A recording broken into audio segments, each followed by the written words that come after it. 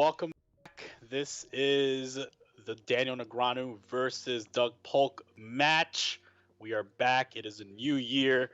There is new variants, and we'll see what show is bestowed upon us today. I am joined, of course, by my gracious, humble, always favored Matt Berkey as a co-host. As you see, he is on the left once again. And I'm excited to bring you. I'm excited to bring you back this match. I think it's it's gonna be a fun one, man. I got a new haircut, as you guys all see. You got faded up. We're not gonna start with this big blind shit. We need the money. I don't know about I'm boycotting this, bro. What's the deal with the left versus right type thing? Well, as you see, we put the money back on the table, and I am very happy about that. Left versus right is, usually people read left versus right, or left to right, unless you're Arabic. I think that's right to left. But in the English version, as well as the Spanish version, we read left to right. So usually the most important person is on the left, and then we move that way. You know what I'm saying? So congratulations, Berkey. You are once again on the left. You're currently left of me. Well, part of you is anyway. Yeah, but my name is on the right, as you guys all can see. But thank you all for joining us. This is going to be a great show. I'm excited. As you see, Doug Polk is currently up 770,000 United States dollars. Our Canadian friend has made a comeback in the last two matches. He's coming back. There was a dramatic pause last match, as you saw. Daniel just got up at the middle of the match and said, "No more hands," and that was the official halfway mark. And today we start fresh. Second half, there was some talk in the chat about, what odds I would lay that my man Daniel comes back. I'd say something like 12-1. I don't know. I don't really know the odds. I just know there's a lot of variances. Heads up, no limit. 12-1 seems somewhat reasonable. Maybe it's 20-1. I don't know. I really wanted to bet Daniel on the backside of this match, the backside of this 12-5, but the price isn't all that great. Go ahead, talk to me, man. It's probably a fair price, but Poker Shares had him at 2.85 to 1. That's it. That's it. So what happened to 5-1 and 6-1? My man Timex getting shy, bro. It's half the sample. Bitcoin going up, bro. Give us some good money, bro. What's up? Give some odds. This guy has no chill, bro. I don't know. Yeah, I would have liked to have gotten the 4-1 on the backside. I honestly, at 2.85 to 1, I think I may consider hedging a little bit and betting Doug. I'll never bet Doug. It's like betting on, I don't want to say. I'm just gonna leave it alone. It's really not betting Doug. It's just reducing my exposure on the front side bet. I'll take all the risk. I'm not betting Doug. We're pretty big dogs at this point. It's like me donating to If you're saying he's 12-1, and we bet between what did you get him at 8-1? Bro, I bet on this for emotion. I didn't bet on this to make money. I just rooting for my man. It's if my man's in a fist fight, I ain't I ain't hedging. Let's go. Yeah, fine. But at the end of the day, how much money you have on Negreanu isn't going to impact the results. So there is kind of some sense in easing the blow a bit. All right, looks like we see this is 3 bets. This was 3 bet, probably small bet on the flop, and now we're all landed on a turn as Daniel is being the defender. Jack 6-3, 2 spades. He calls through the turn. We're at less than 1 SPR now for sure. 0.75 just about. I wonder how much of his spade draws he is raising turn with, or ripping turn with. I think that probably matters as far as how this river plays out. That's all the chips. That's a call. That's 5-4 of spades. Well, that is he's not going to shove that one, I guess. As you see, the new year has treated Daniel well so far. I really want to know what Doug's hand was. He called so fast. Why? I mean, yeah, I don't know. Those are those spots that I still get frustrated with, where we're choosing 70% pot instead of 100% pot all in. Daniel had the nuts on the turn. No, on the river, I'm saying. Oh. He didn't shove. Oh, well, you probably thought that Daniel had a lot of missed hands. You mean Doug? I mean, who knows? Yeah. I mean, no, Doug thought that Daniel had a lot of missed hands, yeah. Doug checked. All right. I know. Oh, he did. He did effectively shove. Sorry. I take it all back. All right, here we go. So this is a raised 3-bet call. This is the replay of this last hand for all you missed. Jack 6-3, bet of half pot call, turn half 366 call, and check, and that's all it. Okay. Oh well, okay. Effectively. Yeah. Okay. I take it all back. I thought Daniel failed to shove river, which he missed out on $600, but like I'm not gonna nitpick over that. I've just found those sizes to be strange whenever he has effective nutted hands and chooses a size less than all in when SPR is like one or less. Yeah, he did speak about this on his interview last time. He says most of the time it's just a misclick. Like he just like clicks the button that he thinks is close to all in. Like he'll click like, let's say 3/4 pot, and he thinks that's like going to be an all in, but then he just like leaves like 5K, But there's an all in. There's an all in button. Late. Yeah, maybe he doesn't have an all in button. Maybe he just has the sizes. I use what they use. I see. The WSOP software is still there. You still have the WSOP sizes. Yeah, then I don't know. He's just maybe a little lazy sometimes. Give the man a break, bro. my man is chilling late. I'm trying to find reasons to bet on this guy, man. Yeah, did he get called? Yeah, did he have the nuts? He got called. Bet on that. Nuts. You see what I'm saying? He got called and he had the nuts. The chat's very small for me today. I gotta keep it on my phone. So I'm trying to keep up. The chat. Let's see what the chat has going. Remember the rope-a-dope? Okay, let's just keep it real. Daniel's just gonna get smashed for another 12.5K hands. Bet on Bitcoin. Okay. I agree with the last part of that statement. I don't know, man. I'm betting hard on Bitcoin. My man's up 55,000 already. I don't know, man. Look, I don't know. Do I think Doug is still a favorite? Probably. But there's a lot of variance in Nolan Hold'em. All I thought about for the last week is these guys have $1 million in their WSOP account. That could be $1 million in a Bitcoin account somewhere. Yeah, that's a queen for my man Daniel. Take it down. Pot size bet on the left. This was raise C bet call. Turn pot size bet.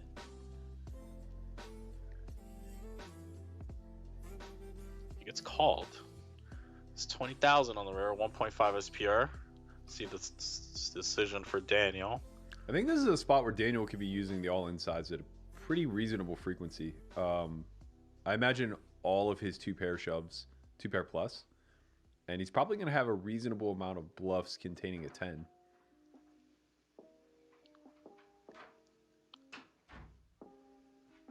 Oh, my man, Andre. Chop, chop. Ooh, the free roll. Thank you so much, sir. I appreciate it. I now have chat. What's up, everybody? Got ourselves a little laptop. Try to keep it out of the shot as best I can. We rolling. That feels a little bad, doesn't it? My man Brian on both sides in the chat is saying, he's saying, you're too young for rope-a-dope. We're both too young for rope-a-dope. What is rope-a-dope anyway? Well, I'm not too young to know what it is. It was Ali versus George Foreman, the Rumble in the Jungle. You gotta know what the Rumble in the Jungle is. Yeah, didn't they go to like Africa or something and fight? I think Manila. Oh yeah, Manila. Where's that? In the Philippines, I believe. Or somewhere in the South Pacific. I only go east. The rope-a-dope was Ali's strategy in the Rumble in the Jungle, because Foreman was like significantly larger than him, and his plan was to just let Foreman like punch himself out. So he just kind of like absorbed blows for the first X amount of rounds, and then when my man was a little gassed, he turned it on. Listen, man, Frazier has done well. I mean, no, not Frazier. My man Foreman, he's done well, man. I don't know, that grill, that's probably sells a lot of money. He did it. You know that was offered to Hulk Hogan first, and he passed on it. Wow. I can't remember what I was listening. It was a podcast or something of that sort, but Hogan was basically saying that like he passed on the George Foreman grill and instead did some other like, I don't know, shitty product that obviously sold zero. And Foreman's grill, blew up. Listen, George Foreman has made $138 million on that grill. That's it? Honestly, I thought it would have been way more than that. Well, that was his cut. Okay. Wow. Okay, yeah. All right. Yeah. That's sick. Like, that means it's $1 billion product. Yeah, like what's up? Like, yeah. My man that's his cut. That's a pretty good cut. No, that's legit. That's for sure legit. It's killing it right there. Chat double checking all of my stats. I got them right. It was in Manila, which is in the Philippines. Queen 7-3. After, we're gonna probably see a mixture of sizings here, small and big, both work. Hands like King Queen will go big. Sometimes we go with the small size.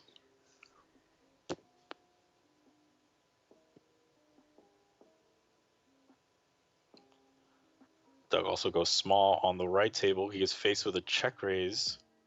Oh yeah, this could be a variety of hands. Some Queen X's, some hands like 8-9 with diamonds, some 4-5s. It's just a lot of stuff. Yeah, sorry, I was conflating the Rumble in the Jungle and Thrilla in Manila. Two different fights. So yeah, Foreman Ali was in Africa.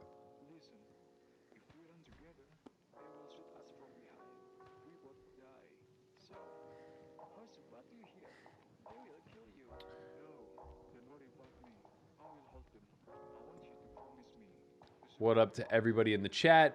Brian, I cannot taste food yet. It's been kind of nice, actually. Pretty easy to eat well whenever you can't taste anything. Shout out to my man Odyssey, modding per usual. Already smashing the band hammer on some of these guys. Appreciate you, man. Brian says he missed the BTC boat. Tell him, Chin. Come on, man. You can't miss a boat. Is it 100,000 yet? No. All right, bye. Yeah, my mom just threw in a large chunk in there, bro. I feel I'm more nervous now because it's like, it's not my money, so it's like, please go up. Like, just please go up. Like, the estate is on the line. Like, nah, I mean, it's a lot. I was home for Thanksgiving, and I went to like one of my best friend's house. Or I guess it wasn't actually for Thanksgiving. It was slightly after, but good. No. I just wanted to see this check raise, but yeah, continue. He gets called. Ooh, 5-4 good.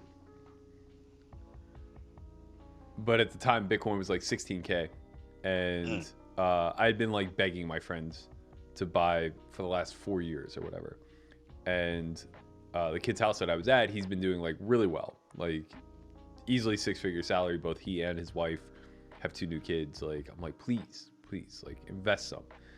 And our other friend, who is very like computer savvy, like that's his career. Like he's somewhere between a computer scientist and an engineer, and he does a lot of work. Who you would think would be like pretty privy to blockchain technology and like believe in it to some degree or whatever. He's just professing that they should never do it, and that like, it's an unstable commodity and like all this other stuff. And I'm begging them to do it. So they obviously don't do it. And then I get a call like a week before Christmas when Bitcoin's like 25K. And they're like, all right, we're ready to buy. Yeah, of course. Like, it went up 10K since I told you to buy the first time.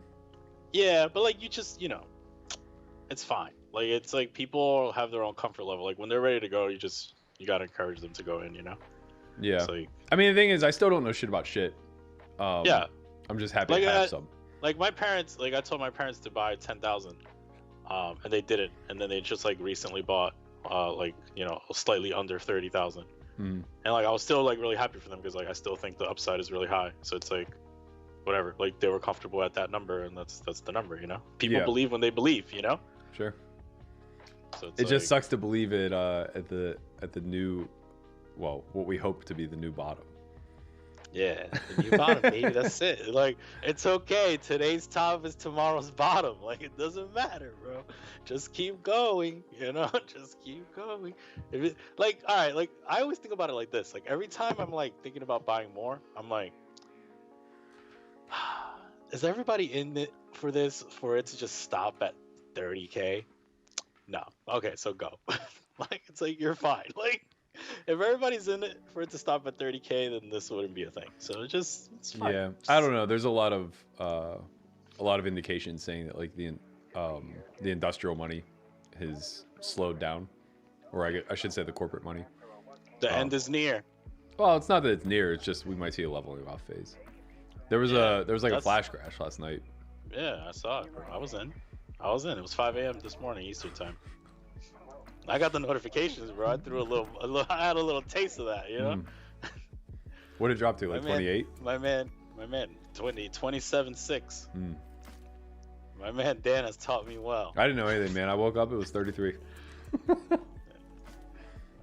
All right, let's play some poker. Some people in the chat talking about the tomato stock is about to go up too. Heinz, baby. Heinz 57. Can't go wrong. All right, so interesting pot here. King, Queen, 6.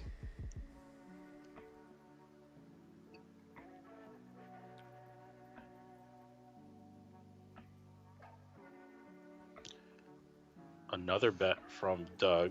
This is 3-bet, check, call small. I assume. I was excited about Bitcoin, man. I don't know. I mean, it's easy to deconstruct a pot. I'm pretty positive it was a 3-bet check call game. Daniel shows up a lot with top pairs in these spots. When he doesn't have top pairs, he definitely has a lot of Queen X. I really don't expect him to have like hands like Jack 10, or I could see him maybe having like Ace 10, Ace Jack. But even those hands like have a fair amount of showdown value at this point.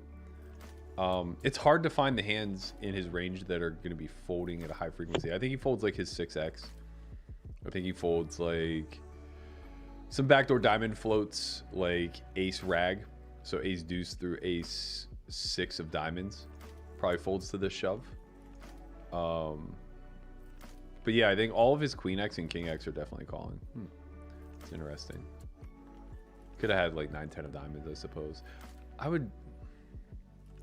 wonder if he has check shoves on turn though, because I feel like that would be a pretty good hand to start using. Let's see what the chat has to say. Some of the people in the chat don't like the overlay. That's okay. One person. Don't let one person speak for the many. Listen, man. I don't like to let people be by themselves, It's a lonely world out there. So if I see some people could be, between one and many. That's a set for my man. Full house. Full house stack. Wow. How'd they get to the river? That's a real cold deck for my man Polk. This is what I said, man. I said 12-1. There's a lot of variance. Like, this is it. Like, boom. Daniel up 100,000. Hello, how you doing? I was listening to some old school Cameron this morning. Oh shit. Hey ma. He was talking about the quarter waters, man. He was in there, bro. You fucking guys that made up shit. Nah, he was talking about it. Spencer Sobel says, "What's your top book on game theory?" I think that Michael, I'm always gonna mispronounce this. I think it's Acevado, something of that nature. Wow, you're just gonna throw our man under the bus, huh? Under the bus? Under the bus how? No, finish. Oh, you mean? I I thought you were gonna talk about our friend Andrew Brokers. Brokers? Like, nah, I think Brokers' book is very, very good. I think it's a simpler take on Ace of Auto's book on game theory. Like, I prefer Brokers' because I think it's easier to teach and comprehend. But I think Michael's is a little bit more in depth and well fleshed out, which makes sense. It's literally 4 times as long. But I think it's called Modern Poker Theory, so I would check that out. To Jason or to Christian's point, Brokers' Play Optimal Poker, also very good. Haven't read the second one yet. I just think the man he's pretty smart, so give him a shot. You know. No, Brokers' book is great. I'm trying to look up this Quart of Water thing by Cameron right now. They're Huggies, man. They're Huggies. No, they're not Huggies. Literally, I put Quart of Water and I put images on Google, and they came out. That exact thing came out. Do you guys think XRP is gonna bounce back? No, God, no. I don't know, man. It might be GG. Bounce back. But it's been GG for like 4 years. I can't believe people were fucking with it still. Do you know like the backbone of XRP? Yeah, but I don't know, man. People seem to forget about this type of stuff, though. Like, of course, they have like the SEC stuff, but like, when the market pumps, like, I don't think SRP is gonna be left behind. Like, no. So you don't know the backbone of it. That's why it's dead and why it's been dead for years. They have no cap on the amount of coins that can be created, and every quarter. It's either every quarter or every first quarter of the year. They release or they increase the supply by some percentage. I don't know if it's 10 or 25% or whatever the case may be. So they inflate their own coin. It barely keeps up with the dollar. It's something that, like, God, I was so lucky. I bought it at 20 cents. I think I bought like 2,000 coins at 20 cents. And when everything was pumping in 2017, it got up to like $2.25 or something like that. And I just sold it all because like the running joke was like how Ripple wasn't really a thing. It was all going to come crashing down. Basically, like banks tried to align with it and utilize it as like their cryptocurrency or their crypto payments. And I think that largely just failed. But it's an institutionalized coin that like has hyperinflation attached to it. I don't like the sound of that, bro. And I think like the alignment with the banks is what the SEC cracked down on. Basically saying like if you're an institutionalized coin, then you're not decentralized and therefore you become a commodity and you should be policed by us. I listened to my man Dan, man. When I ask him about other coins, he's like, bro, it's Bitcoin or nothing. And I'm like, how about this? He's like, nah. 3-bet here, table number 2, the purple table takes it down. Overbet on table number 1 after the bet check line from Doug. Checks the turn, now faces the river. Overbet.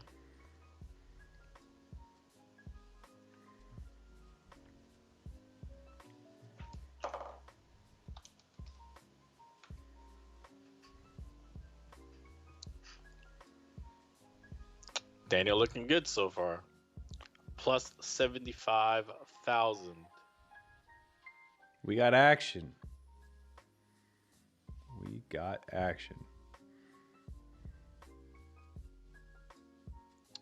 A couple people in the chat discussing your wagers. Oh, I'm fucked. Your recent wagers. I'm losing so much Bitcoin. Your recent wagers on fitness and lifestyle. Mm-hmm. You want to tell people about that? I think I did 7 free rolls for 1K each. I heard you declined. Rumor is you were declining stakes. Like people couldn't get staked. I should have done that. The Conrad thing taught me that. So that, yeah, after I bet with Conrad, I basically told Caleb that I would offer him a 1K free roll or 3-1, but he couldn't get backed for the 3-1. Wow. Yeah, just, It's just like, as the person setting the line, 3-1 is insanely generous. Like, this challenge is kind of a joke as far as like completing it goes, if you have any ounce of discipline and accountability. So it's like, if you're going to complete it 90% of the time. So tell people what, like, the people that are listening, like, what are the people need to complete? So 75 hard. You have to stick to a strict diet daily for 75 days. No cheating, no cheat meals, nothing. You have to work out twice a day. One of them has to be outside. But like, what qualifies as a workout is like pretty loose. You have to read 10 pages of nonfiction. You have to take a daily process pick. And that might be it. I think that's it. So it's pretty simple. It's pretty strict, but no drinking, no alcohol for 75 days. Okay. So like, it's pretty strict and rigid, but you know, all it takes is like a little bit more discipline than and you have to drink a gallon of water a day. Which is natural if you're sticking to a strict diet anyway, because you're consuming so much protein. But yeah, it's like, if you have any level of accountability or discipline, you're going to blow through the challenge. And like, even for people who don't have those types of things, 3-1 is still like super generous. Like, you're going to complete the challenge way more than 25% of the time. So the whole reason why I didn't want to like allow backing, and why I shouldn't have with Conrad, is because they get down more money than they're comfortable betting on their own. So it's like, you know, if I offer Odyssey 3-1, he might bet like $300 or $400, the equivalent of like a buy-in in a poker game. But if he's able to get backed, he may be able to get like 10 or 20x that action down. And now all of a sudden, like, you know, he's playing significantly higher stakes, and his motivation just gets elevated a ton. I want people to bet an annoying amount of money where, like, if they win, they're happy. But if they lose, like, every single day they consider the option of just like paying, right? Like what I did with you. Like, 5K was an annoying amount of money for you. Where it was like, yeah, 25,000, that would be fucking nice. But 5K is not that much. And I've been winning a lot lately. So like, every day you're just thinking like, I can just pay. I can just pay and be done. I had a very good couple months, and I was like, it's not worth it anymore, bro. Yeah. You get to fuck it. Yeah. So you just get annoyed, and then you just pay. And then I win. I didn't get annoyed. I just made an equity decision. I was like, okay. You call whatever you want. All I know is that, like, once that mental barrier is crossed, where the idea of I could just pay starts to creep into your thoughts, I win. Like yesterday, Conrad had a bad day. Listen, brother. Listen. We both won. That's the key. You Did don't we? understand about who win, who didn't win. Wait. How did we both win? I won because I had like the biggest month of my career. That's independent of this bet. No, that's what you think. So wait, this is what actually happened. Ready? This is how what actually happened. I'm going to explain it to you so you could understand how the world works. I was working hard on the bet. My mind was locked in. Mm-hmm. I was at prime peak performance. Mm-hmm. I sit down at the table, boom, crush everybody for an entire month, and I throw you a little nugget of thanks. Right. I was like, here you go. Here's 5K. I just made fucking a lot more than that. Mm-hmm. Here you go. Thank you so much. I'll see you next time. Next time I want to gear up for a nice month of my biggest career, I'll be like, yo, Berkey, you want to bet me a 5K? And then you win again. Don't worry, bro. I'll be here, man. It's an exchange. I'll be here just for you. Just let me know. When we set up some nice games, I'll be like, yo, listen, I need to lock in. Yo, we're good. We're mano a mano. Estamos todo. Está todo listo. No hay problema. Yesterday, Conrad had like one of the worst days of online that he could remember in recent history. And jokingly, he was like, I mean, I kind of just want to kill myself after today's session. And I go, just remember, Conrad, if you kill yourself, I win. Wow. Just ruthless, bro. And immediately he's just like, I can't kill myself. I don't want you to win. Oh, what a guy. That's what I'm here for. Suicide prevention. I mean, chop it up. My man Daniel's not giving any free ones.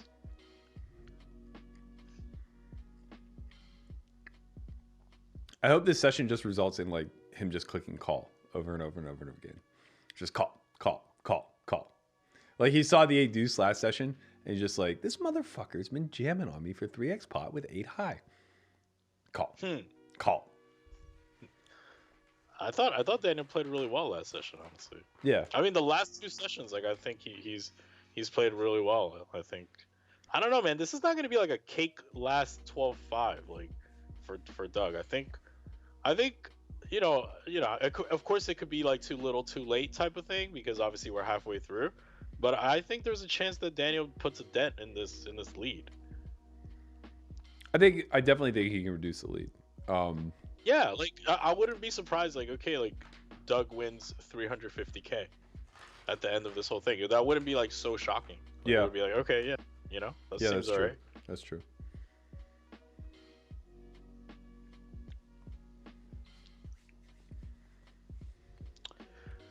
Let's see. I wonder if Poker Shares is still taking action or session by session action. I haven't seen anybody post about it recently.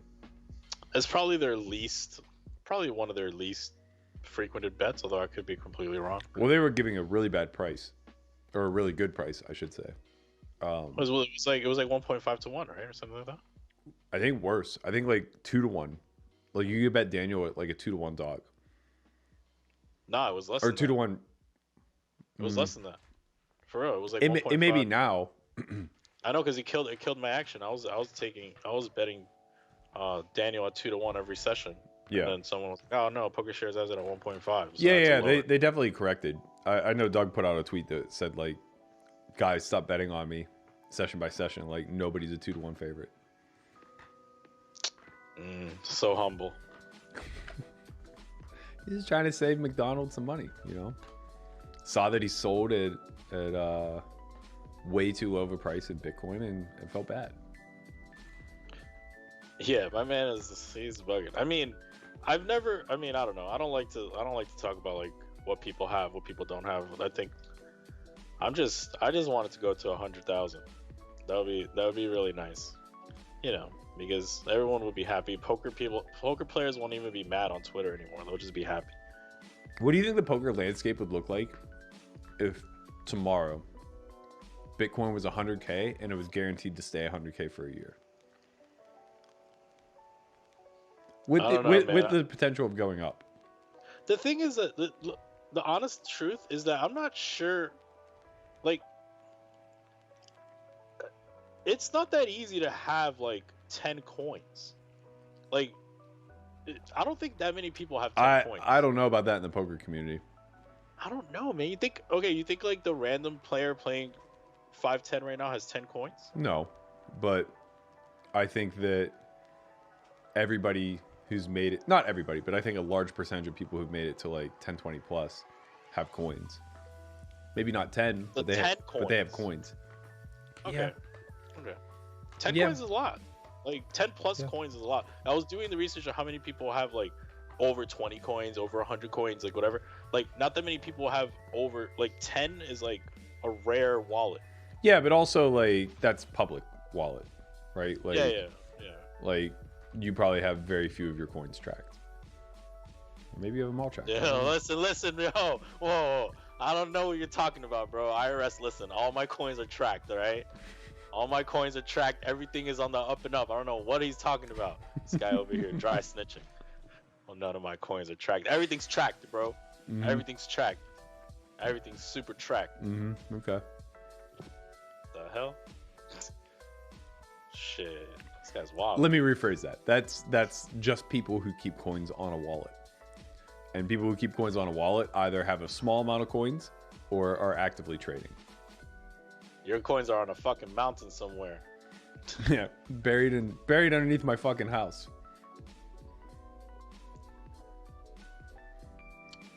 So Daniel is up 75,000. It's gonna be a fun year for the poker world, man. It's gonna be an interesting year. You didn't answer my question. What? What do you think the poker landscape looks like if Bitcoin rocketed to 100K tomorrow and stayed that way for a year? Thing. Like I think people think that they're like the poker world has so many coins. Like I think I think a certain number of people have a lot of coins, like a lot of coins. I think I off the top of my head alone, I think I know of at least 10 people who have 1,000 plus coins. Okay, I think yeah, I could agree with that, but then I don't think. And I probably know like 50 people who have 100 plus coins. I don't know, man. I just don't think like the average person has that many coins. Yeah, I agree with that. But I'm not asking you about the average person. I'm asking you about the poker community. But those people already had a lot of money. Bro, the day that it fucking went over 20,000, there was a 500 1K game or a 1K 2K game running at Ivy's room. 1K 2K hasn't ran since 2014. We're back, baby. Or 2017. It's back. Borgata has 1025 now. Everything's right. Back. Like you can't just say that it doesn't have an impact. Even for the people who don't have coins, they get the impact of people who are Bitcoin rich coming and playing their games that maybe aren't necessarily great. Like you have to think on the fringe too, right? A lot of the whales. Retire, bro. I'm dead ass gonna retire. Sure. If shit's 200,000 tomorrow, like we ain't having a fucking stream next week. I'll tell you that. The stream's done. Please. I'm sorry, bro. You're gonna have to need a fucking new commentator. I have more coins than you, and I'll be here. Yeah, well, you have different life goals. You know, you want to be like, I don't know what you want to do with this stream. I ain't covering the stream. I'm out. Like I have better things to do with my time with all this money. Like, name them. Just name them. I'll move anything. Like anything. Like what? Okay, I'm gonna go to Miami, find myself a nice Cuban girlfriend, to invest in Goldman Sachs, do some stuff that like go to Europe. I don't know, do something. There's nothing stopping you from doing that now. I can't just like. Yeah, not. You can't just like walk in. You can't just like invest in shit when you're not like. They're gonna be like, can I see some paperwork of your bank account? I'll be like, I'm working on it. What's that? Like, what the Kevin Hart skit or whatever? Like, with like. Oh, when he's like, I got you, but. My money. The way my money's situated is gonna take me till Monday to move the money over here. Yeah, like the way my money situation is right now, like that's just funny, bro.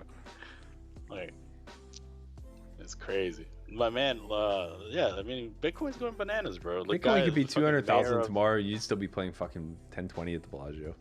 Fuck no. Well, there's no way. This is interesting. Bombs away. Doug, nearly 2x pots river. Oh, he does 2x pot river. And Daniel opts to go for the 2x pot re-raise? Is that right? 5 pots out there.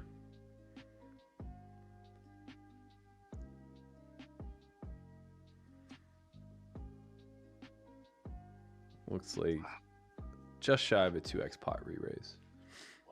Wow, that's a rare sight right there. 3/4 pot on the turn here. Pot brewing quickly. Definitely hard to find bluffs whenever you go 2x pot raise. Like that raise is usually pretty nutted. I mean, I don't know anything anymore, bro. It's hard to do a lot of things these guys are doing. I'm just here for the show. That is kind of true though. That like. That's kind of the fun, especially if you're Daniel, who like, for all intent and purposes, I'm pretty convinced doesn't care about the money. There are like some unique situations you can find yourself in where you can just kind of like try a low frequency play.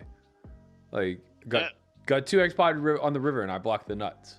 Fuck it. Yeah. Let's pot them back, see what happens.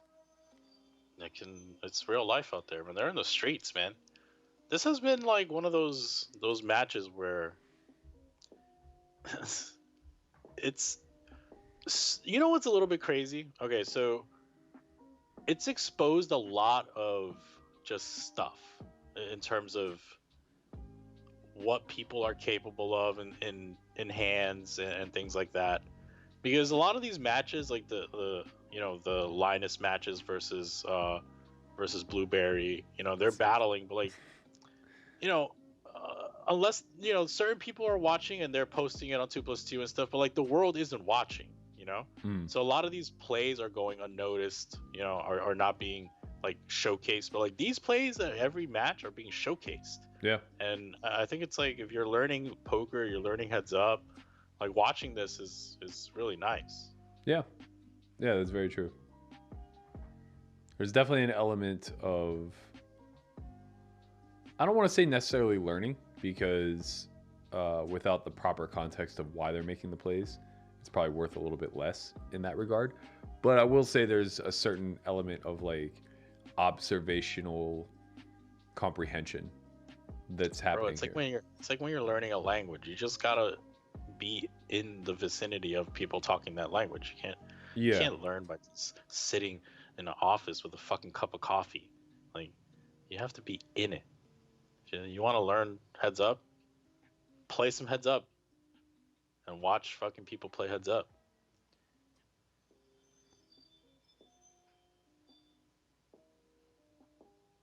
You want to learn how to fight?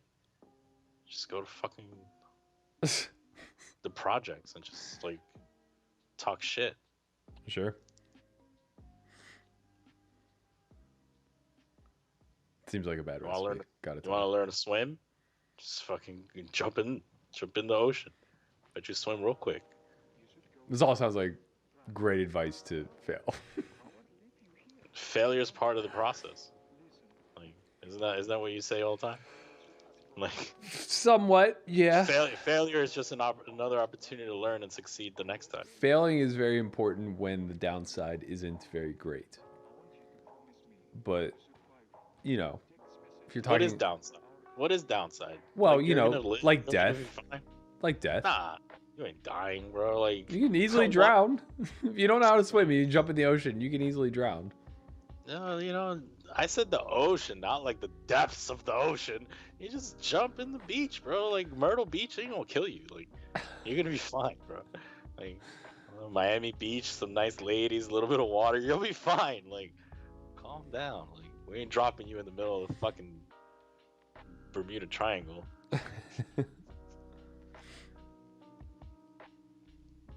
3-bet pot, table number 1. See, like my man Daniel, like he wants to learn heads up, he fucking takes on fucking Doug Polk, man. It's true. That's actually 9-9-7. Not a great board for Doug. Probably had a little bit of a 9x disadvantage. Generally, starts with B40.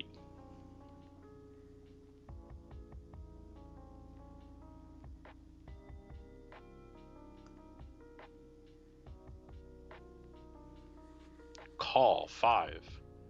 Bringing backdoor flush draw.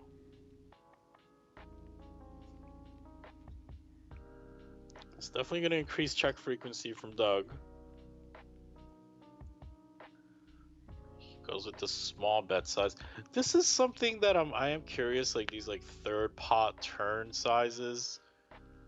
Not something like I tend to use that much. Not saying that means anything, of course, but I'm just saying I don't really know what constitutes these, like what is the construction of these kind of ranges.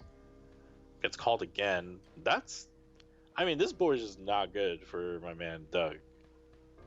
Yeah. Not that he's my man. Like, no, but that's like the nut low run out unless you just have a 9. Yeah, for sure. Especially honestly, like even when you do have a 9, it's kind of like the nut low run out because you're just not jamming that river very often. Daniel just has a 5 there, I guess. He might have had like ace high because 5 got counterfeit. It was 9s with 7s of the 5. Yeah, that's fair. It also had 8s. That also makes sense. Like literally got exactly pipped. Andre put a crypto ticker up top. Yo, how funny is this? I go into my cold storage wallet. And wow, so rich. I'm clicking through the different accounts because I used to hold a bunch of altcoins that I sold off in like the 2017 boom.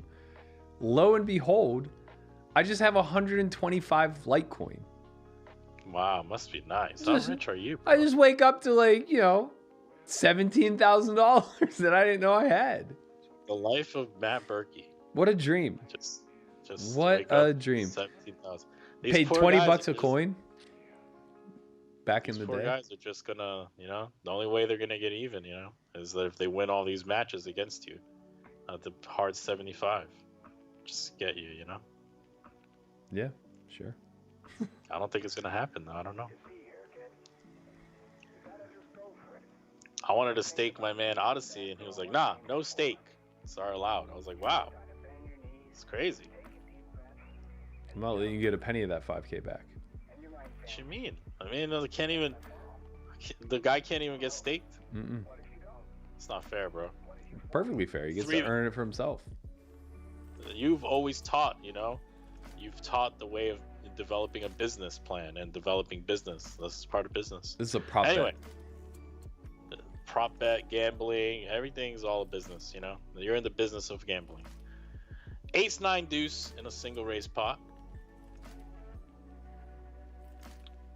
Quarter water from my man Daniel. Listen, if you could Google quarter water, hit images, Cameron comes out. No, I'm kidding. Listen, Google quarter water. Literally everything that comes out is the same as the fucking quarter waters. I mean, I'll take your word for it. It's definitely just a New York thing, though, I guess. Nah, bro, come on.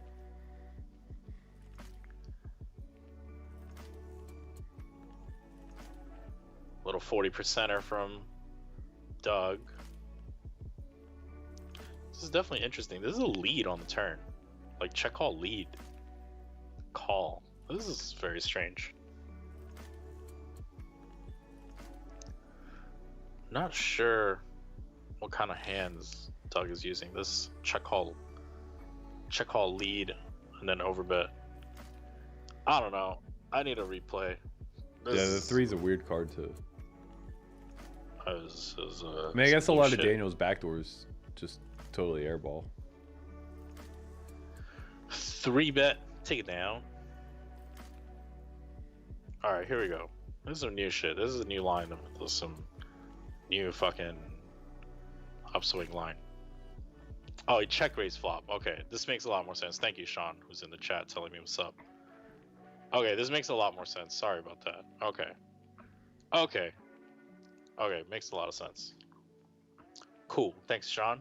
My man Sean McNeil in the chat letting me know it's really good. Take it down, Doug.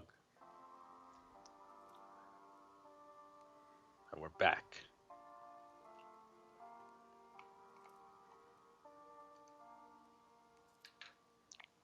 Daniel up 80,000.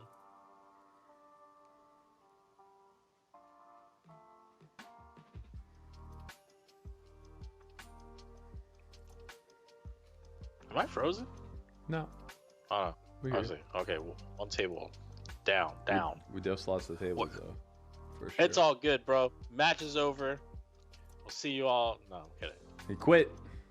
But as you can tell, all right, we got a little bit of a technical difficulty. The people under the table, they're asking for more money. They're like, listen, we got the fucking ticker up at the top. You guys are talking about quarter water. Like, fuck that shit. Like, we need more money.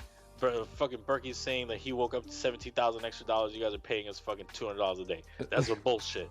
Okay, this ain't no shit. I ain't waiting for the government to be sending me fucking $600, $200,000. First they said it was $2,000. Now they said $600. Now I don't know when my money's coming in. The new year came in. I got to pay taxes. Like, I'm out of here. But then we renegotiated off the low. Took some money out of the mountain, and now we're here. So we're back. King 10-9 all clubs. Holla at your boy. All right. Big pot. That's how you vamp, ladies and gentlemen. What's a vamp? Is that like a filling dead air? What is that? Like off the top. That's what I do, man. That's why they pay me for this. The big bucks. But if Bitcoin goes up 200,000, ain't nobody feeling. I ain't feeling shit. I'll tell you that right now. I think it's funny that you equate like being rich to being less productive. Not productive. I'll have other productions. That's a flush. Nice hand, Doug Polk. I'll just have other things to do. I'm not going to be covering a stream. I mean, they can play for themselves. You're rich enough that whatever other things you want to do, you could do them. No, I don't know what you're talking about, man. Listen. I mean, Bitcoin's 30K. It's not 3. You know, it's like that's but everything's on the line. All right, listen. Like I'm poor as fuck. Like until you cash out, you poor. Mm-hmm. Everything you poor as fuck until you cash out. I might have to cash out in Puerto Rico. Something about fucking taxes and shit. You cash out in Puerto Rico, you can't pay no taxes. You only pay 15% capital gains anyway. Yeah, that's a lot of money, bro. If you wait a year, if you wait, that's a lot of money. You don't know where I come from. I come from America, where I'm usually paying closer to 40. I'm going to Puerto Rico, man. I'll see my people out there, you know, right across the street. They'll be like, hey, ¿cómo estamos? ¿Cómo estamos? ¿Quiere habichuela? I'll be like, yeah, man, what's up?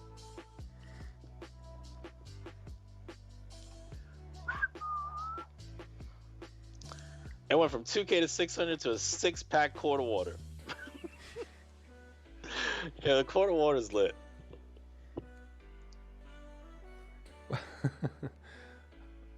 Why are you talking about Twisted Tea? I saw a meme today about Twisted Tea that I definitely did not understand at all. What's that? What's a Twisted Tea? It's like a hard iced tea, I believe. Oh. I could be wrong, but... A 3-bet 10-8-4. Probably going to see Daniel using slightly bigger sizing on this kind of a texture. See what he goes with. Some checking also. There goes the check. Chin, what's your net worth if you don't mind me asking? I'm Dust. I got paid $200 to do this stream. I'm renegotiating it for $250 next week. I don't know what's going to happen. I'm locked in for this week. $250 a week.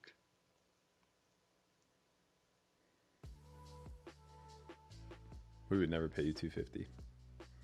Yeah, I'm not even as Dust. That's right. A week? You wouldn't. You're here. You for wouldn't free. even pay me $250 a week. Nah, we get you for nothing. This is slavery. Nice hand. Daniel goes with the check. Fired with the late. Oh, that's what the Twisted Tea thing is.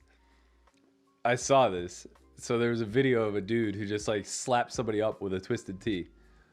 Like, I think like some dude was at the counter of a convenience store or whatever, and was either like pushing his girl or pushing the guy with the Twisted Tea. One or the other, I can't remember. But whatever ended up happening, like this guy stepped in, said enough's enough, and he just fucking cold cocked him in the face with like a 32-ounce can of Twisted Tea. Damn, just got my man Ray Rice like that. That's crazy. Yeah, knocked his ass out. I'm not on the new high stakes poker. I'm on the new Poker After Dark though.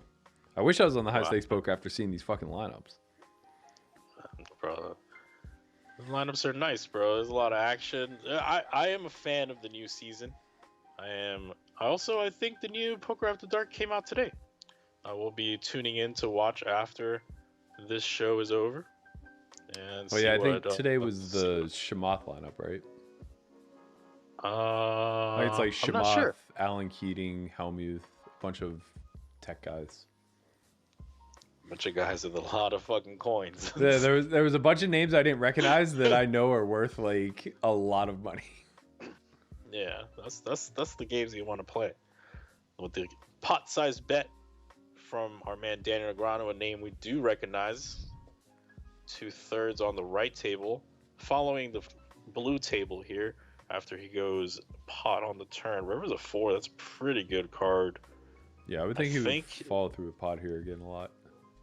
Yeah, there's a lot of sizings he can use. I do think he's probably going to go bigger.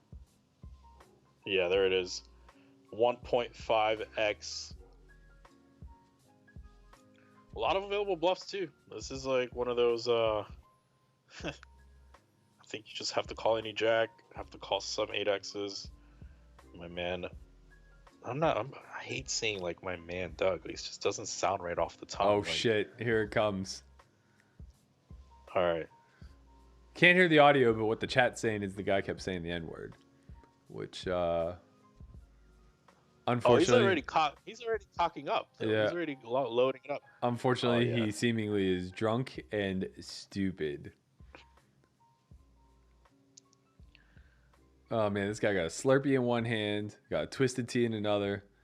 He's like, Slurpee's gone, bro. Yeah, he's like, all right, we're gonna have hands. We're gonna have hands. Yeah, but like, why? Like, I think my man's like pants are too tight though. Nah.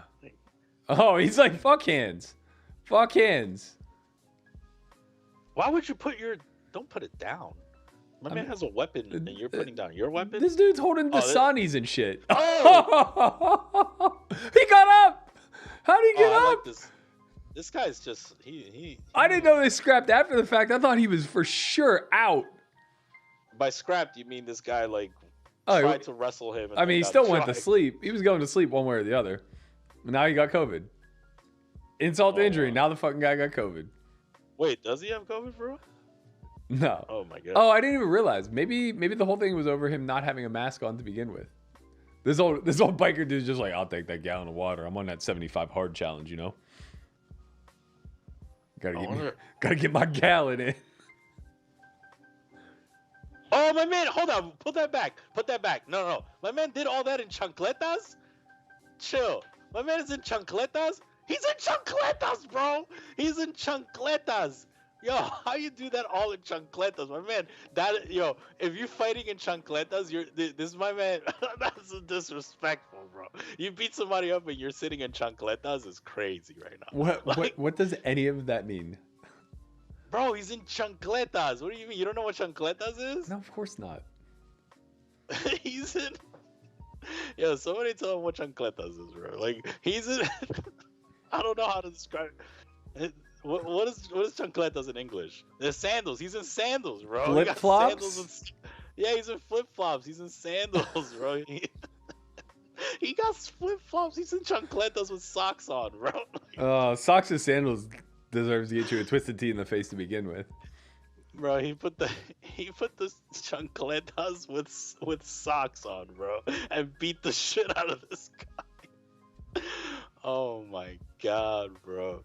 He should have took the chancleta off and hit him with it.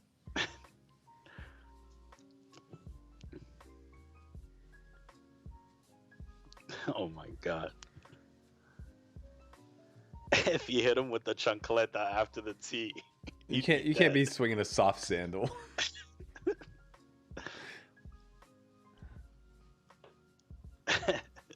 This part of the world, chanclas.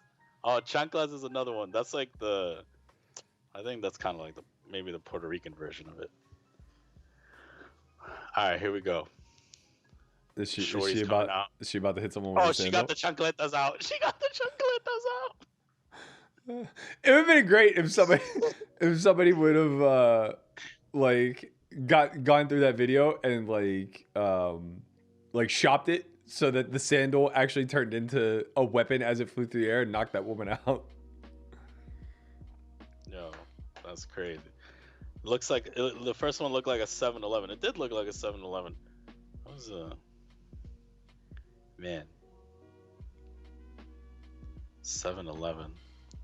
Where are all the fights? Well, when you were growing up, where were all the fights at? Like the football field. Yeah. Wait, like on the football field? No, it was like off. I don't want to call it. I don't want to call it campus because our school was so small, but like it wasn't on school grounds. So like you would just like go to the alley behind the football field. Can we all cancel you for watching Louis C.K. video? I don't know. That was the production team under the table, bro. They're trying to like gear up. Listen, don't judge them, okay? The hell? Talking about our production. What? Shit. You mess with production, we fucking block you. Daniel with 120,000 on the right table, 50,000 on the left table, currently up 60K. See, other people in other streams, they got like trucks going through the screen. That's all cool, but we got the chancletas and people getting beat up. The good old Twisted Tea can. Who knew? That guy really plotted that whole encounter too. He's like, all right, I'm gonna swing on this fucking guy, and then like he said something that made him a little bit more mad. He's like, all right, I gotta cause a little bit more damage. I'm gonna take this Twisted Tea and fucking knock his ass out. That's crazy. I mean, that was no chancletas with socks. That was the most comfortable fight I ever seen. King Jack 4 on the purple table on your right hand side. A variety of sizings that can be used here.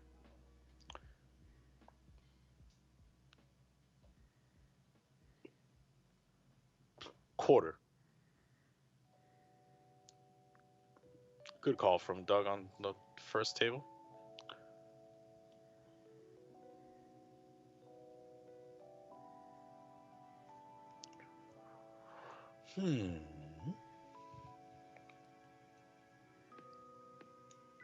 This music's nice. Nice little addition for us.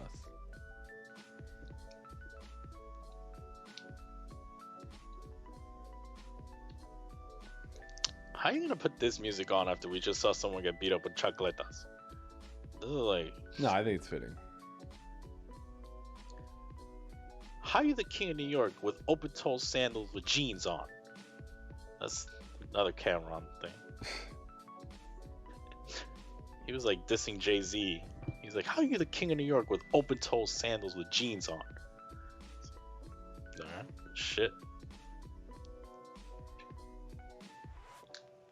People want the Mortal Kombat music.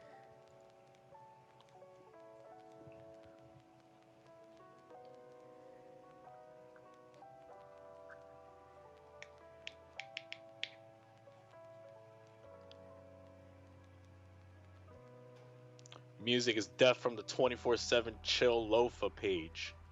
Or Lofi page. Yeah, it's like too chill for me, to be honest. But, you know, Berkey's out there, you know, counting his Litecoin. Sounds good to me, man. It's nice. It's vibrant. Vibrant? Yeah. Got a little drop to it. Just hit that drop. Vibrant. Let's look up what fucking vibrant definition. This vibrant is not this music is not full of energy and enthusiasm, okay? Yeah, it is. This is enthusiastic music? Yeah. Oh my god. It's upbeat. This is an enthusiasm from fucking 1985.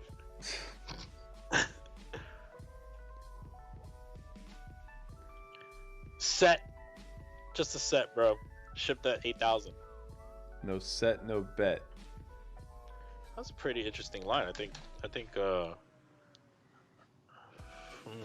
must have been a slow play from Daniel on the flop that led into a bet. That's a pretty nice hand. He checked river, no? He was out of position, so it went check, bet, call, check, and then river lead. So it's just a non-check. I thought he checked river.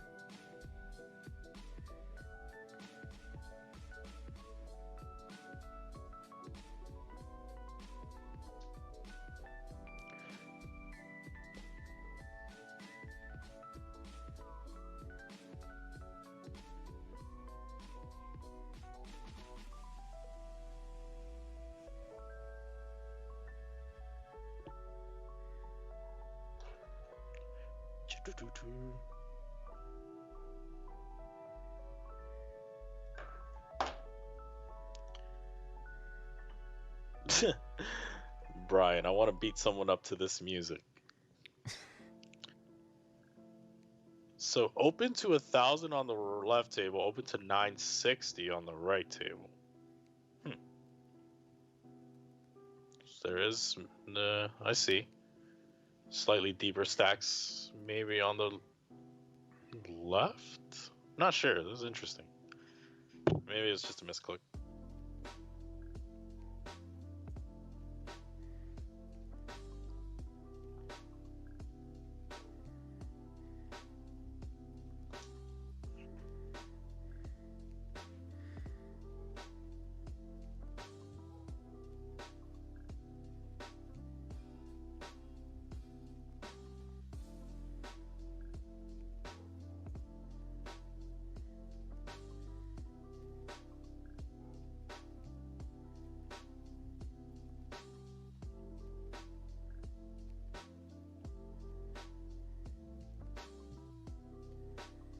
Big pot on table purple.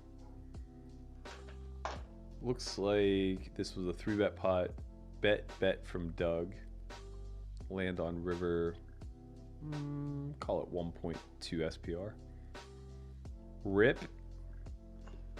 Daniel's calls here are going to be obviously King X. He'll call with a lot of pairs that unblock 7s and 8s, I would imagine. So we're probably looking at like mixed calls with 9s, 10s. I imagine Jacks plus he probably 4-bets in full. So he probably doesn't have queens or jacks here much at all. He can also call with like some of his better 6x. So like ace 6, which unblocks a lot of bluffs. Probably true of... I'm trying to think of anything else. Could arrive at river this way. Ace 6 is kind of nice too, especially if it's like ace of spades 6 or ace of heart 6. Being that he would block a combo of ace 4 suited.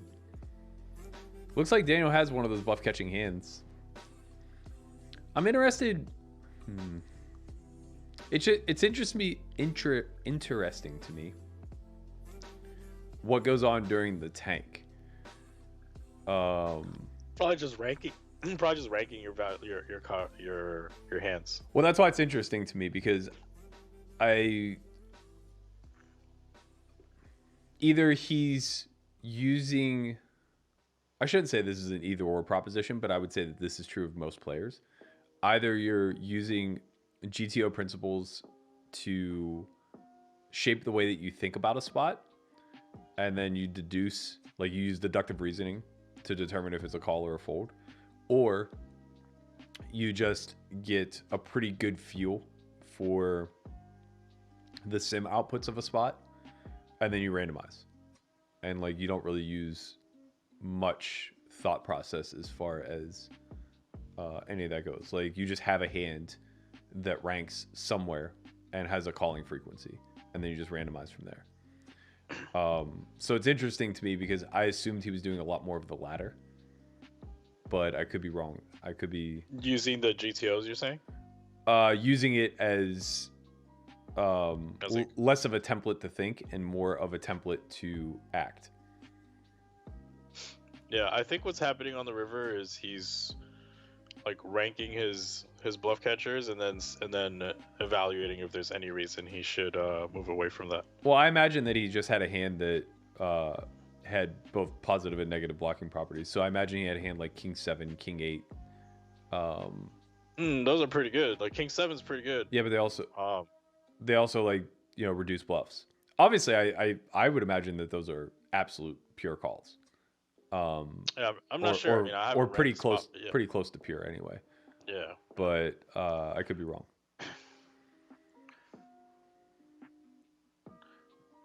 My man Tejas Patel.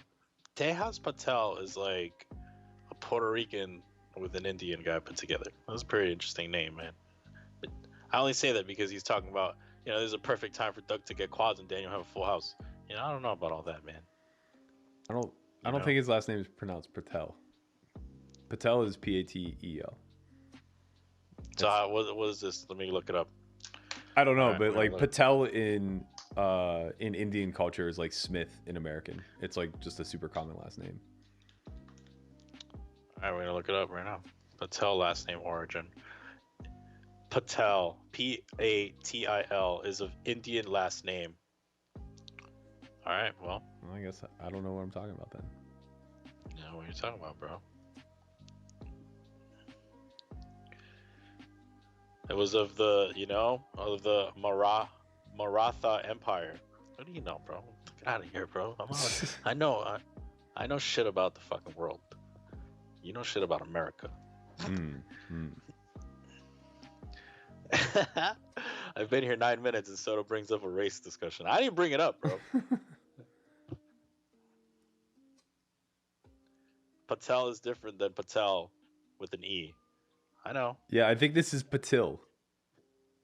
Okay, I get it, but still Indian as fuck. Right, but you keep pronouncing them. You're like, I think Patel is different than Patel. All right. Well, I can't hear him through the fucking screen. Okay. I'm trying to read it and doing my best guess. What do you want me to say? Some people say Vasquez. Some people say Vasquez. You know, I don't fucking correct people every single time. Like, no, no, no, no, it's Vasquez. Like, you know, relax, bro. So it is what it is. So you,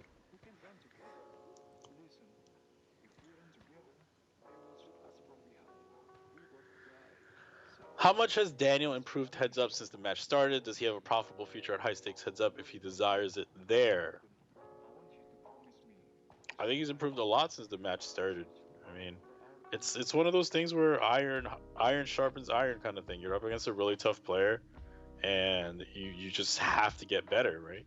You're sparring every single day with a world class fighter. You just have to get better. There's no way around it. Does he want to pursue heads up no limit? I don't know. There are some matches in the works, or not necessarily in the works, but there was some matches thrown out there, some offers thrown out there by G-Man, by others, and we'll see what happens. I'm not sure, honestly. I feel as if Daniel's like reinvigorated a little bit in terms of his desire to play no limit hold'em at a high level again, and we'll see. I mean, every time Daniel plays poker, it's just good for poker, honestly.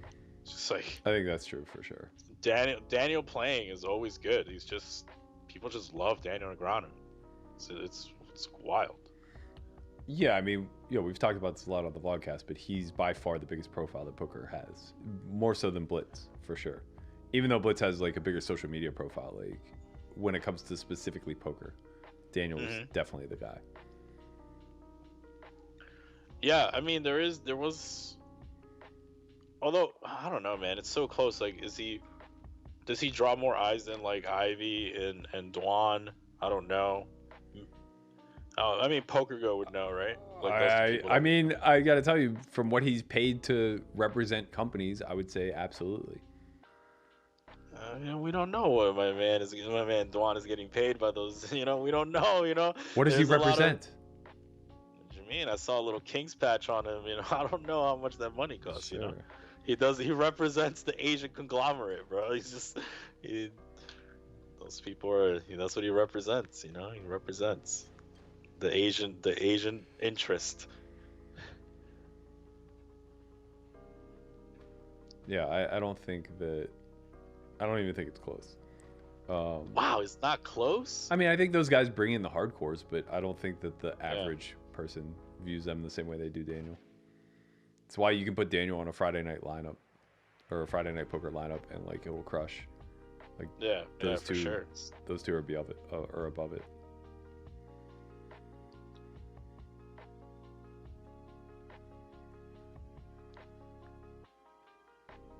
Big bet by Daniel here. Stacks are pretty deep going into this.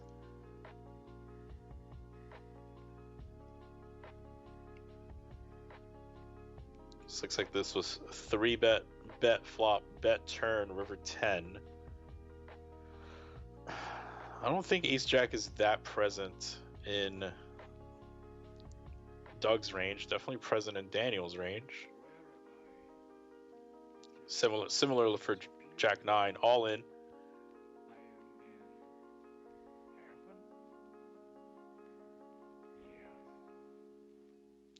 And that's a call. That's King Jack. Good call.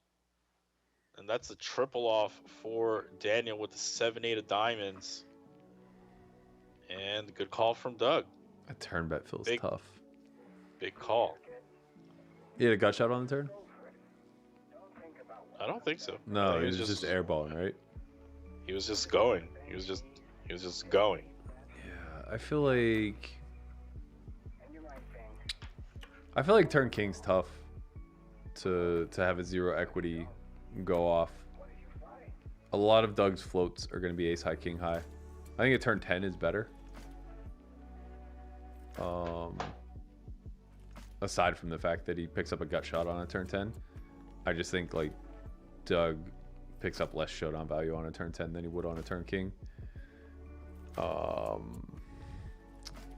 I don't know. Not that familiar with the spot, but It feels bad. That seems. I guess he's trying to find the bluffs for the river, right? Like when if the river falls on the 10. Well, what if the river falls at 10? It did fall at 10. I know, that's what I'm saying. So if he bluffs only with like 10x combos, it's kind of tough. No. For him. No. Oh, you mean if you fall? Wait. If you mean on with turn? If he's only bluffing right on the turn king, you're saying if he's only bluffing still fine. Like if he bluffs like 10x combos on the turn, if river falls at 10, he still moves in, blocks 2 pairs. It's probably fine. Yeah, but also he'll bluff 9x combos. He had 8-7, not 9-8. Yeah. Agreed. That's fine. And he'll bluff some ace-x combos on the turn king also, maybe fewer. But he'll have like some dusties, maybe some ace deuce. Interesting spot. Maybe we'll get to see, for the people that do tune in for the Daniel post-game interview on a different channel, maybe he'll talk about that one. I'm sure they'll ask. They tend to do that. That's a 3 for 20,000. That hand's interesting to me because I'm not confident that it's not a go off. It looks like a funny hand to be bluffing with on that specific card. My instincts tell me that the turn king really sways Daniel's triple off region differently than like what a 10 or a 9 would orchestrate. Let's see what the chat thinks. That's always what fucking counts anyway. Milky says, any comments on Apeshka da Silva and the final table? I may have missed it. My comments on that.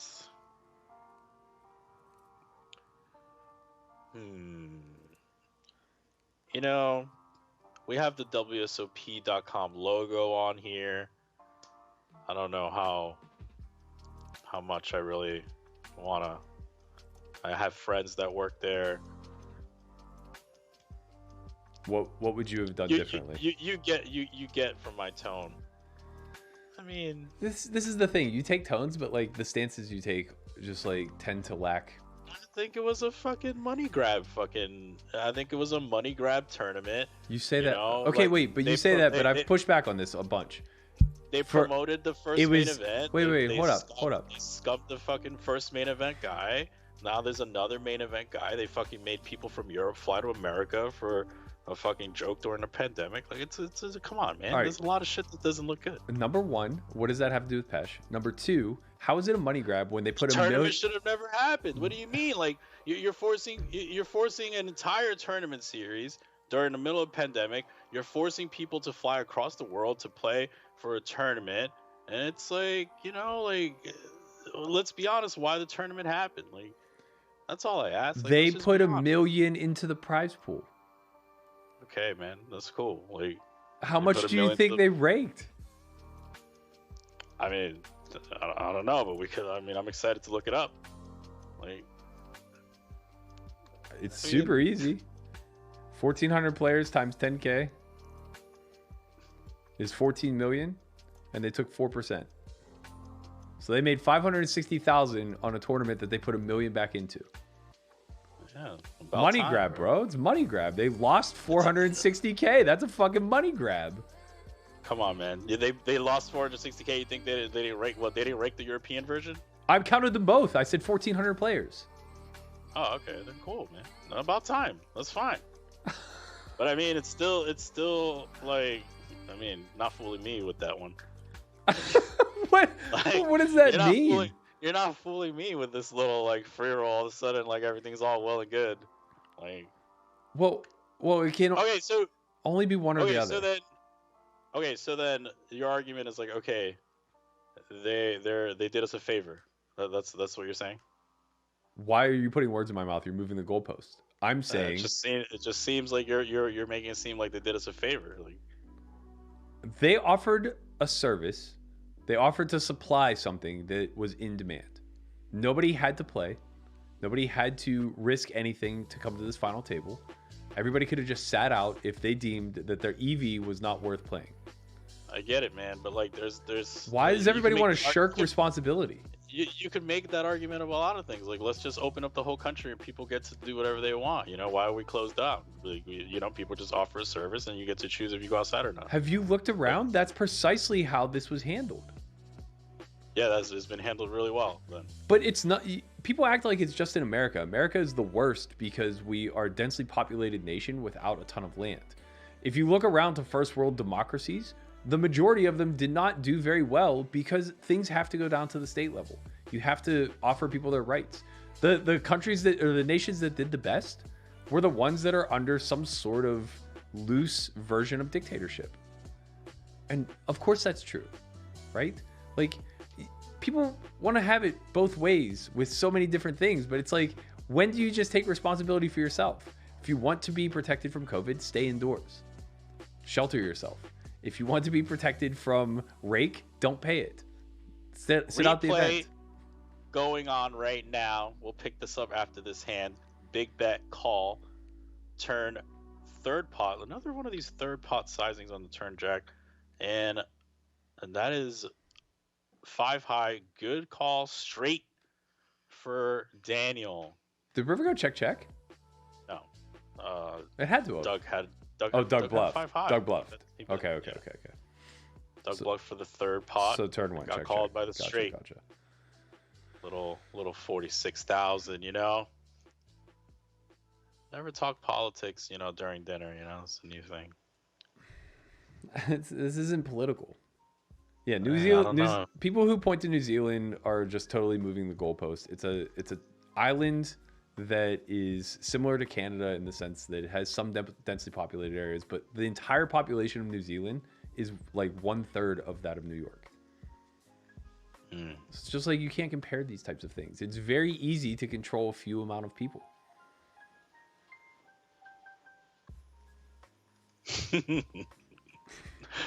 Oh man, laughing at the same thing I am. Neo? I don't know. You're gonna be preaching at a black church in Atlanta, I'm just saying, man. Facts matter. It's so silly to get emotional and up in arms about something that was like so clearly stated, ahead of time. Like, for 45 days ahead of time, people knew that the final table was going to be live, that they were going to be tested for COVID, and that if they tested positive, they were going to get ninth. And there was 45 days where people could have done whatever they wanted to do in order to protest that. Nobody said a word. Then suddenly one of our heroes gets COVID and has to finish ninth, and we're all up in arms. It's crazy. I mean, bad rules is when it's enforced. Like, you make a thing. Like, it's like, it's just complete cognitive dissonance. We were all just hoping for the best and hope that the rule never came. Why? There was a man from China who was on a travel ban who didn't show up for the GG final table. Nobody said a word. Everybody happily allowed that man to just get ninth. Well, it's one of those things. Like, if a kid is, if you can save a kid from hunger across the country, like, it's kind of like out of sight, out of mind. Like, where are you going with this? That you're saying that the guy from China didn't get to go, and it's like, yeah, I agree with you, but like, we're not on that platform, so it wasn't like on the front of our mind, right? When someone in America is struggling with a problem, like, we're more apt to take that into account. So American poker Twitter is emotional and ridiculous, and worldwide poker Twitter is rational and understanding. Is there a worldwide poker Twitter? Like, I didn't even know that. Like, yeah, you think you think the Germans and the Swedes aren't on Twitter? Listen, I would like to be in that Twitter so that I could get the new solves. Okay, if they got the new solves, the fucking Swedes and shit, the fucking Isildur over there with his new solve, then hit me up with the new fucking RTAs. Like, let me know. I want to know what the new RTA is. How much can I get it on the low? It wasn't a matter of whether or not, I'm answering Tejas. It wasn't a matter of whether or not the man from China wanted to play or not. He could not play. They were travel banned.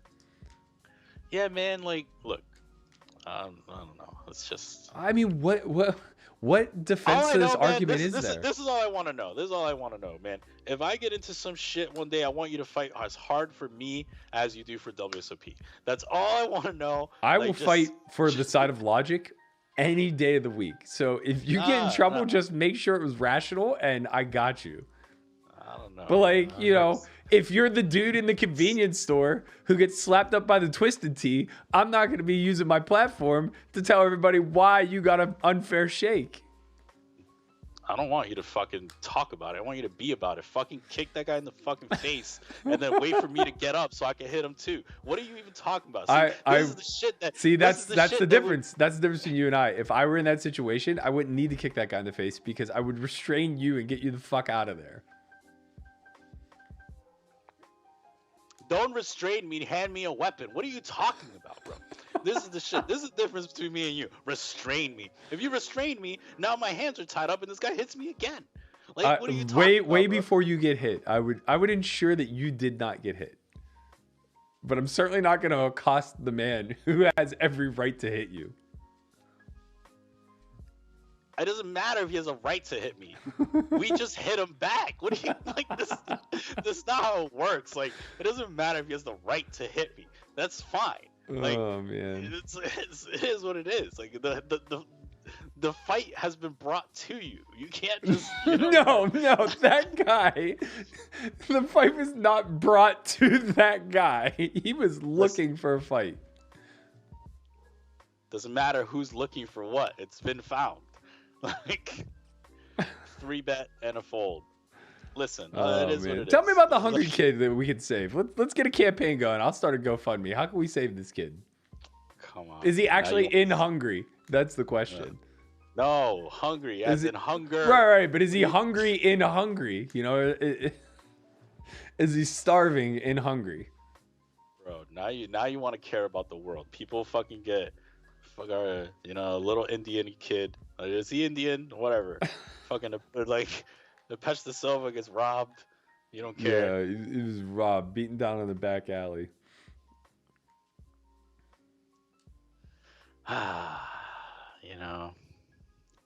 If it was you, Berk, that got COVID, I would have been like, this shit's crazy. Like, can't believe that could have happened. I had COVID during that time frame, and I played the event. It easily could have been me. But that would not, the way Pesh went about it would not have been the way I would have gone about it. All right, how did you go about it? I certainly wouldn't shirk the responsibility to WSOP, and I understand that it's a last-ditched Hail Mary to try to get things changed. But like first and foremost, if I had made that final table, I would have immediately done my due diligence to reach out to the other 8 and tried to create some sort of insurance policy for everybody. Whether that's like a 1% swap amongst everybody or like an agreed upon saver for the $1 million heads up match, anything like of reason. Like, I think that's totally reasonable to just chop up the $1 million heads up freeze out also. And you could do it through ICM. So Pesh was 8th in chips. He could take the smallest or the second smallest percentage, whatever. But like creating some sort of insurance policy whenever you have, what did they have? 2 weeks almost to prepare for the final table. Like that's a big part of navigating the risk of, potentially testing positive. And then, I don't know how the whole thing shook out, but like, once he tested positive, I don't know. I like read the account of like Jack calling him and, yeah. Continue with that story. Oh, I don't know. I mean, it's not corroborated. It's only one side of it, but obviously like that seems like it's a little bit out of line, but it also doesn't seem like it's going to change anything. Hello. That's a king. $64,350 for my man Daniel Negreanu. I wonder if there's any river that he raises there outside of a 3. Do you think he's just always bluff catching his worst kings there? It's pretty bad. It's pretty bad king. Like probably mostly calling. Well, I'm just asking because the ace is kind of unique. It kind of presents an opportunity to get called by worse. Yeah, maybe with some different sizes. Like I'm sure sometimes different, depends what size you pick, et cetera, et cetera. I guess Doug also probably like chooses more of a block on the ace, or chooses a block more frequently on the ace. 13,000 pot size bet. Things are moving this session. I could see Daniel showing up with ace-3 here. I'm not sure what the construction of this pot was, but it looks like it was only bet once. Maybe not. If it's a single raise pot... Single raise pots... If it was a single raise pot and a big C bet...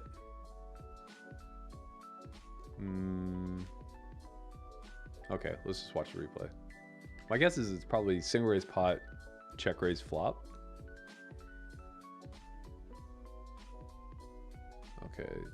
Okay, so he did 3-barrel. Okay, that makes way more sense. Overbet turn. Overbet. Pot size bet river. Okay, yeah. He's gonna have a lot of good hands there.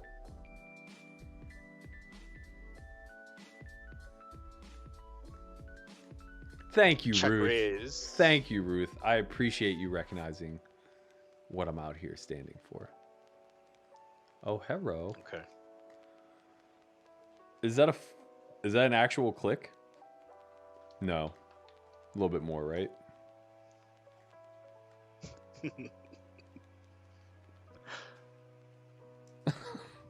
What a dick. What are you talking about? Ruth, if I could untime you out, I would. I can't help it. I'm going to take Christian's wrench away. Get out of here, bro. You can't. You have to stand for something. That's what they say. I am. I'm standing for you not being a dictator.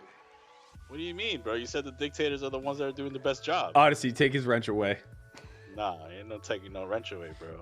I'm just saying. You said the dictators are the ones doing the best job in the world. They handle the shit right. Now we're here. Now you're getting mad. You can't play both sides, This bro. nice woman says something complimentary about me, and you time her out. I don't know. Can't even. Now they all know. Now they all know what's going on.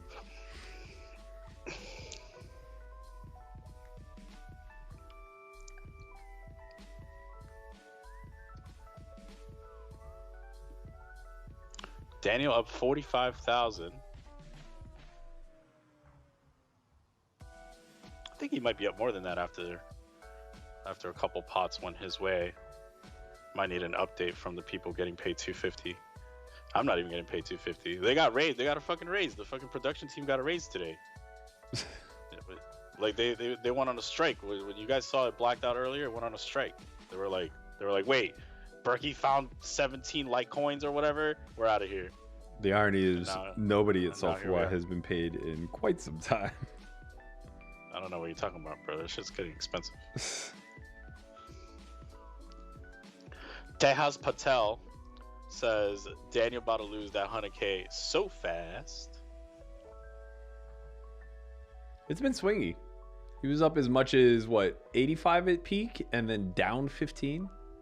Now he's back up 45K. Good for him. Yeah, we'll see if Mr. Patel's prediction comes true. As we see at the bottom left corner, Ruth Graham says Berkey's not for WSOP or the man or anyone. He's for Logic. Doesn't use the apostrophe on the he. Berkey for president. And that is what got her banned. That's what Christian times her out for.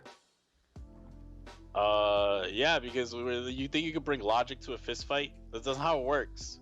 That's exactly how I got my face kicked in a lot when I was a kid.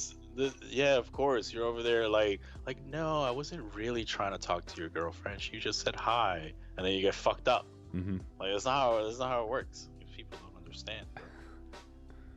I avenged you, Ruth. Don't worry. Yeah. He put your little tweet up or whatever, your little sentence up at the bottom left, and now you feel a little bit better. You know, as soon as you. It's fine, right? I want you to stay on the channel. Don't go to another fucking channel, okay? You just got your sentence put up on the big screen, you know? It's all good. Don't go to another fucking channel. They'll never put your thing on a screen, you know? Now I am no longer a moderator on my channel.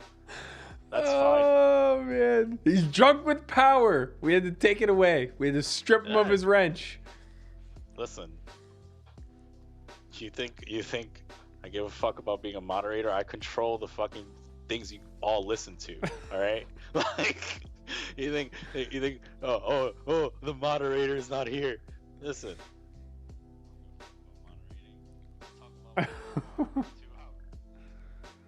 That part's true. $1,008. I just got a little happier. Oh wow, that's real time.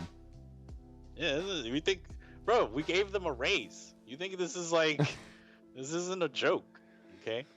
This isn't like this ain't a game, bro. This ain't no Chick game. getting salty is so funny. I wasn't sure if it was real time because the last I saw, XRP was worth 0.2 potatoes, and that seemed like 0.2 too many. That seemed like 0.2 too many.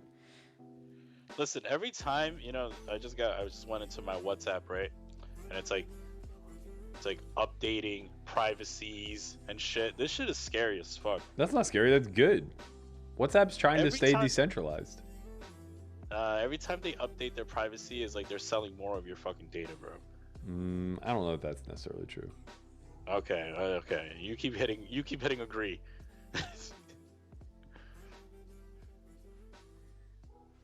You're not hitting agree. You're just done with WhatsApp.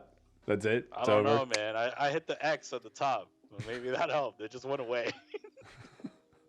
It just went away when you hit the X. Every time you hit agree, you're selling more of your fucking data. That's a fact. That's why, you search something, all of a sudden it pops up in another place. Like, I don't trust that shit no more, bro. All right.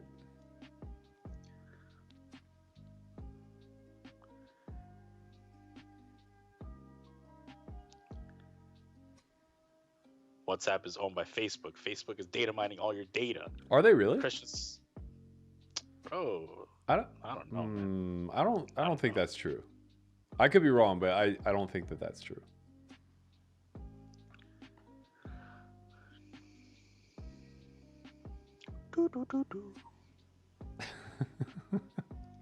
Timmy says, Christians chasing a few viewers here away.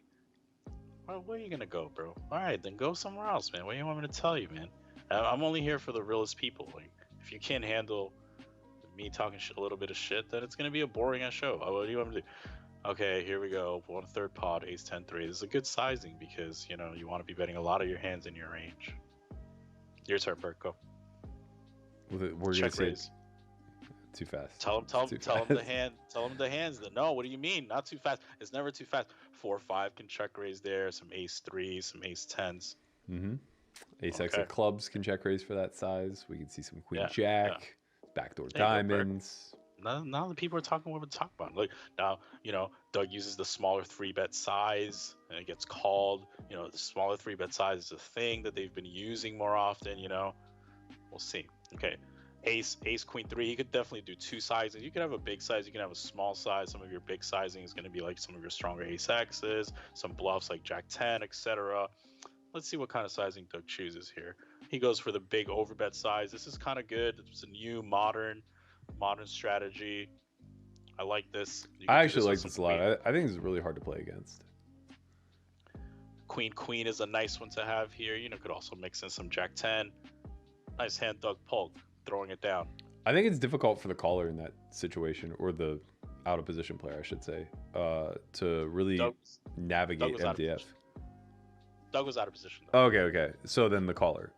So Daniel, in that particular instance, I think it's really difficult to navigate like what your continue range is supposed to look like. Obviously, ace X makes sense, but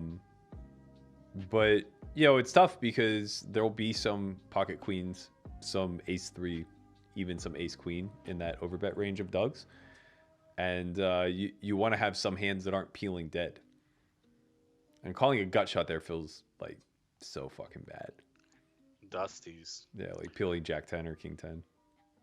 Timmy says, it's okay, I stay for Berkey. Well, there you go. That's why there's 2 of us. New fan. Love it. What up, Timmy? When did I turn into the good cop between the 2 of us? Never thought I'd see the day. Because I tell it how it is, man. I don't give a fuck. You're over here like, let's be logical about all this stuff. I'm like, listen, I don't know. Good luck, Timmy. Stay for Berkey. Good luck in that back alley if you're going to fight. I can swing a bat. Slow down. Oh, now you want to bring a bat. Before you wanted to bring a logical debate. I mean, it's different if we're not the instigator. We were talking about the Twisted Tea situation. Everything. That changes everything, We were talking about the Twisted Tea. That guy, he got what was coming. Twisted Tea is That's the new term.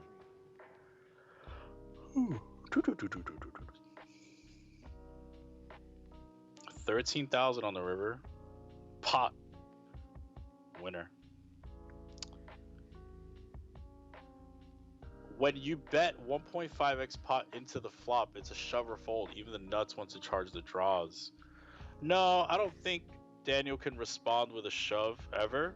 It's actually quite the opposite. You very rarely raise when you face bet sizes that large. Yeah, I mean, there are situations where you do shove, like if not on the flop though, but like if the turn, if he like overbets and you have some sort of like nutted hand where, and there's the board's like super wired where, that's fine. But like on a flop of ace queen X rainbow, I don't think defender is gonna play any raises, like just zero raise strategy. I mean, you'll see some at equilibrium, but the EV differential will be so negligible that like you could easily simplify to no raise. Turn over bet. Oh no! Doug gets there on the fucking river. Oh god, that's a nice hand by Daniel.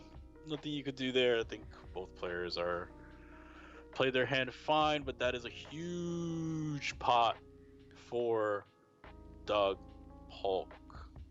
Unfortunate for Daniel. Yeah. Didn't hold. That'll swing things back in Doug's favor.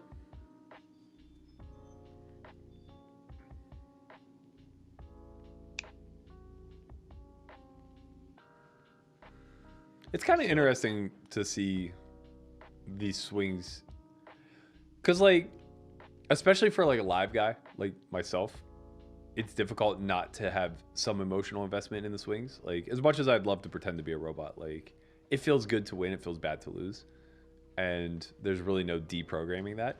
But when you're putting in this much volume, you kind of can, because like we've seen these stacks just change hands so much. Like there's no remorse, right? There's no like, I was up 100K and I could have quit and like I ended up losing 25K for the session. It's just like, no, you just played another fucking chunk of 250 hands that you're just gonna get to play again tomorrow versus the exact same opponent over the exact same amount of time at the exact same stakes. Like everything is so consistent in an online heads up match, where like live, you know, every opportunity is almost like unique. It's like, oh, I have the Jesus seat in a game that's double straddling with like 2 VIPs that I am overextended in. Like the bottom line of that game compared to like, it's a Tuesday versus 7 regs in a stake 1 beneath what I'm accustomed playing is like so fucking different. And there's definitely some skill in the navigating the jungle that is live no limit hold'em. I miss live. Bellagio's offering a service. You can just go right down. There's a really, really, really, really good game going today. I got a text with the lineup, but not an invite to the play the game. Just the blue ball text. Yeah, you know? just the little. What do you think of this lineup? I think it's a goddamn dream. What do you think of this lineup? Should have got a little piece of that action. I'm selling 20% of this lineup, and the reply was, what stakes? And the reply to that was sold. Wow, that's not right. I'm slow. You just have to say yes. I mean, honestly, like there was a very low probability that the game was ever bigger than 50-100, but the fact that there was action being sold, like I didn't want to just say yes and find out it was 501K. Yeah. When you see the lineup and you're like, oh, just like I'm pretty sure. I'm pretty sure you're taking all of yourself at 51. So like, what are the stakes? It's like sold. It's like, god damn it, somebody richer than me who doesn't have to ask these questions. Yeah. Just Snap says sold. Yes. Doesn't matter. Oh man, you should have took it, bro. You woke up to all the Litecoin. What are you? What are you talking about? Just yes, and then figure it out later. That's true. Fuck. Man. Got to get back into the buying action. Buying action is fun. You know, you just wake up to like, oh, okay, nice. Maybe when you buy action. Certainly not my experience. I guess we have two very different experiences with buying action. Just for me, it's always like, oh, okay, nice. Like, Fuck. Sorry, bro. Man, it must be nice, man. Mine's always, what's your PayPal address? I'm gonna start prepaying, so I don't have to like wake up and deal with it. I hope that they send me something back. Boom, boom, boom.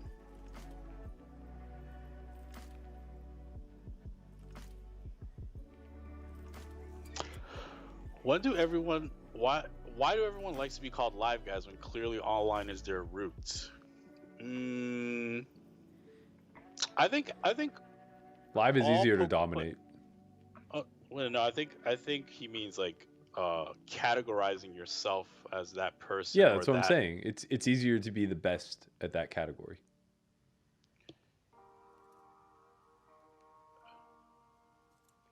So who cares like, who's the best nowadays? If you're not little, people care. Who cares? Who cares? Everybody wants to be the fucking best. Like, you'll never know who's the best in poker. It's impossible. Like, you think Durr's gonna qualify himself as an online guy?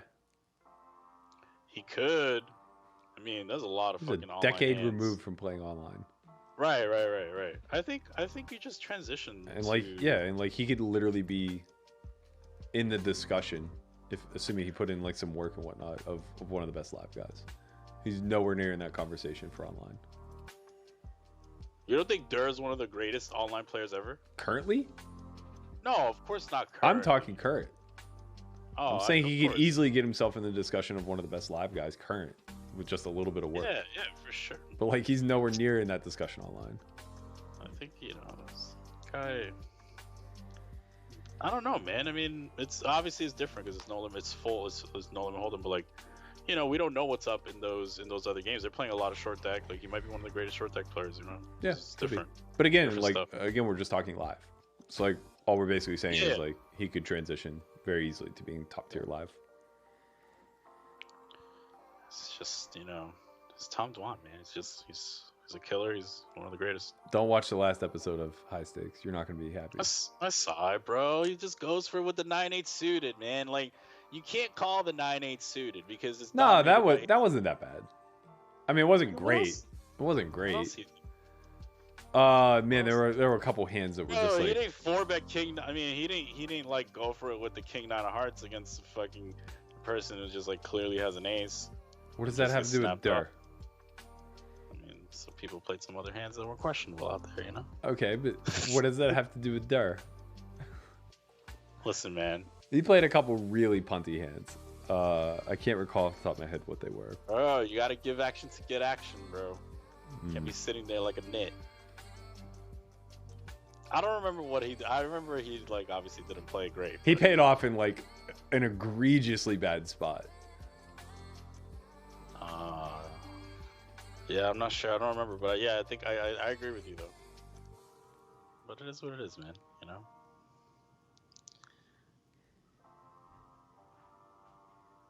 My man Tejas Patel says Tom Dwan is such a tell box live now, though.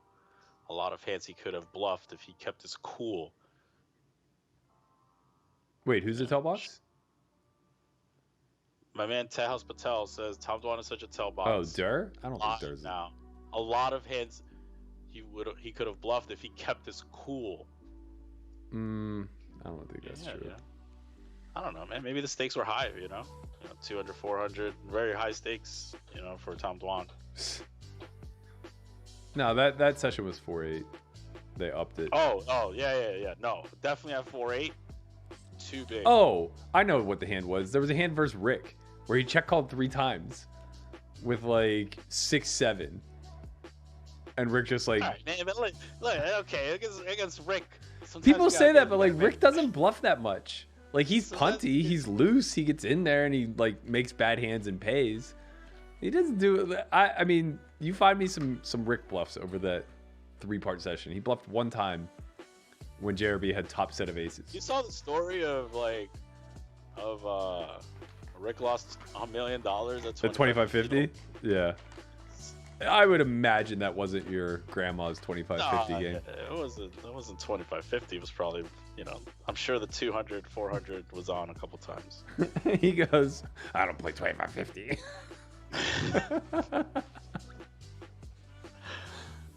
I would love to find myself in just one of those games one day. Just like it starts at 25-50, and then it just ascends to the stratosphere, and I just like start with that one buy-in and just 5K buy-in, and then suddenly 10 hours later you're playing like 1K, 2K. Yeah, and I'm just sitting there with like $500,000 somehow, some way. The JRB lifestyle, just.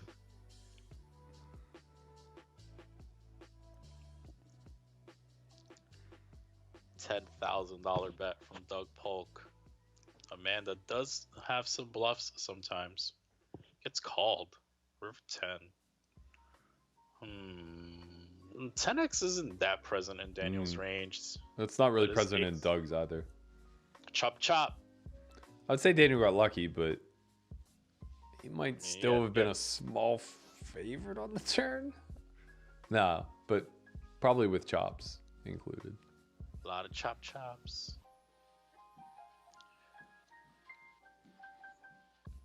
What are your thoughts on Lin G for high stakes poker? I think she goes hard, man. I think she's out there to battle, and it's kind of fun to see. So it's fun to watch her hands, honestly. Like I've played with her a lot throughout the last year. I think that she's a battler, and that's the people we want to see on TV. I think she acts too goddamn fast. I mean, some people have the decision made, man. Yeah, that's a problem. Just check. Just program, like Snapchat, like. She wants to do commentary on here. Well, we only pay $250 a day. For free. Oh, for free? For free. I mean, listen, I'm gladly take off Wednesday, and she could definitely have it here. You and her could talk about, why China got the COVID rid faster, because they have dictatorship, and America, they offer services that or we actually report our statistics, and they take theirs into a closed door, burn everything. Listen, I don't know what you're talking about, man. This ain't the Cold War. Yeah.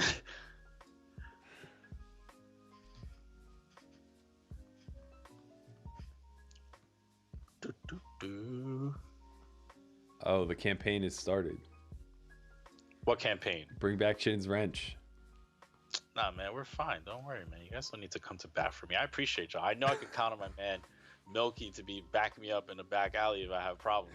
He'll bring the wrench if needed. I know what's up. Half pot, or just about 40% from Daniel, gets called. I believe this is 3-bet. What? It's going. Okay, that's fine. That's a good card to lead. Okay, 3-bet, check call, lead for a 7th pot. Interesting card. Interesting line. I think it's pretty common lead spot. I think less common in 3-bet pot though. I don't know about that with the actual 9. I think 9 will be a big part of check call lead range after 3-betting. The king poses a problem for him to continue betting though. A lot of his bluffs come through, with the exception of 6-7, but I imagine 6-7, 7-8 probably just start by betting flop. I'm kind of surprised to see he didn't have. Well, I guess he just has a lot of trash.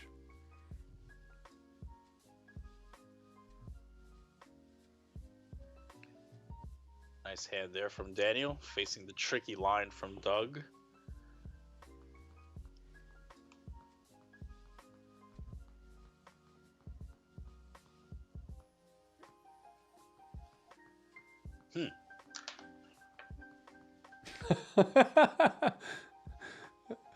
Let Ruth decide.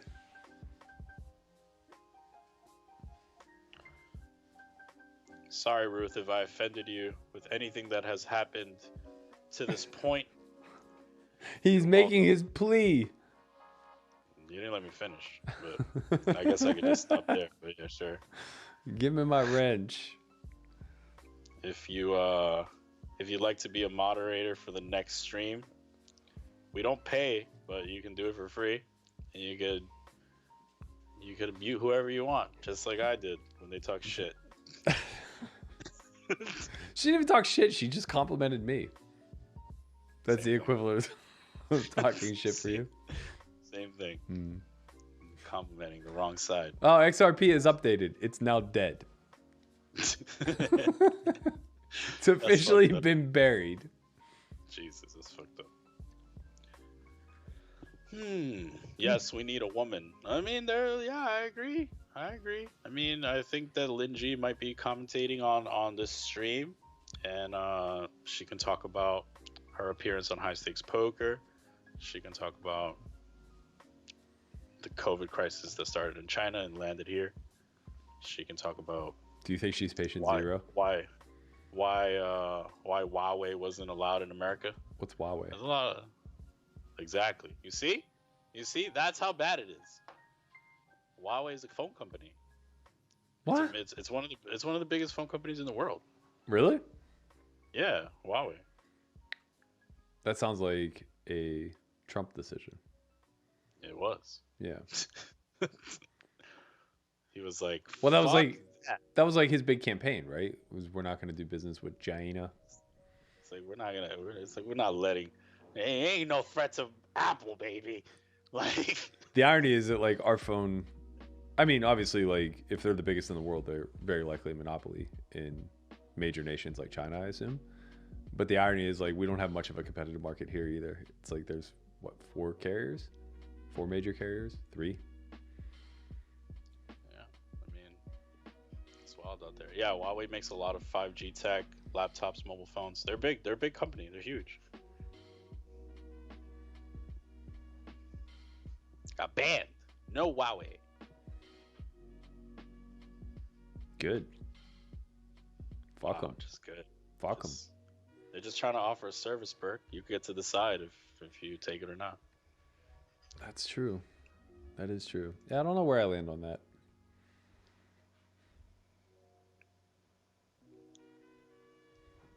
Now you don't know where you land on it. Before, well, I don't know where I land. Where you landed on it.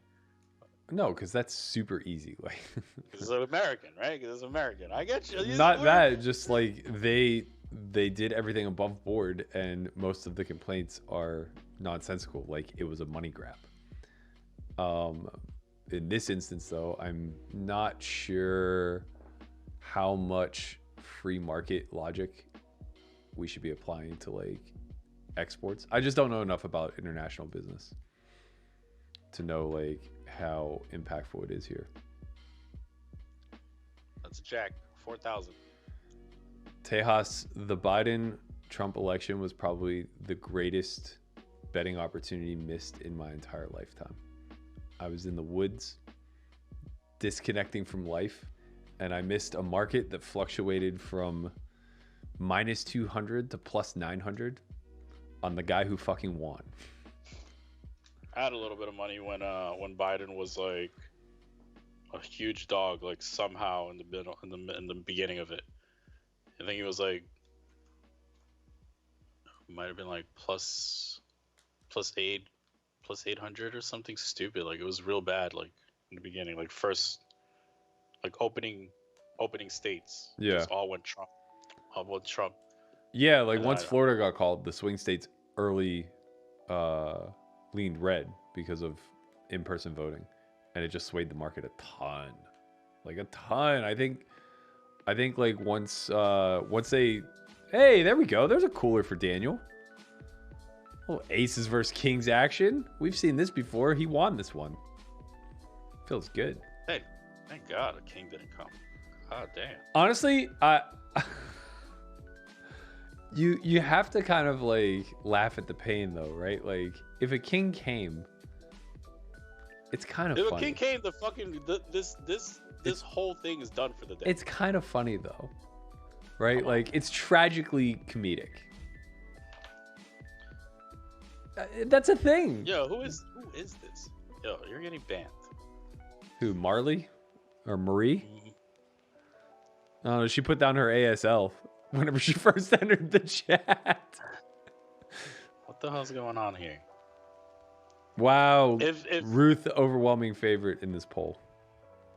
Yeah, I told you. Is Ruth even here anymore? Nah, you scared her away. All right, well. Yo, man, those bracelet bets were brutal too because so I tried to get a Bitcoin down when Biden was like plus 275. So I would have been risking 1 Bitcoin to win 2.75 Bitcoin. But because the bets were settled in Bitcoin, like the price wasn't locked in. So it just fluctuated while it hasn't been settled. And like, I don't even know that all the election bets have been called, but most of them got called like mid-December when Bitcoin was like 24K. So you almost end up betting like 2x. Wow. Like, I think Bitcoin was like 12 or 13K whenever I wanted to make the bet. And by the time it was settled, it would have been like 2x that. You're still only betting one coin, but like, you know. But yeah, the number, the physical dollar equivalent is bigger. Yeah. Yeah, it's pretty wild.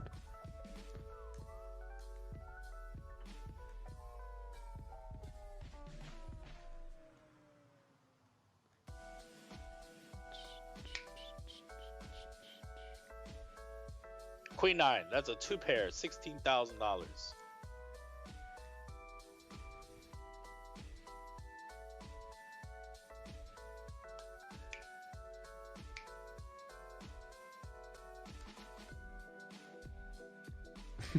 Andre, what the fuck are stellar lumens?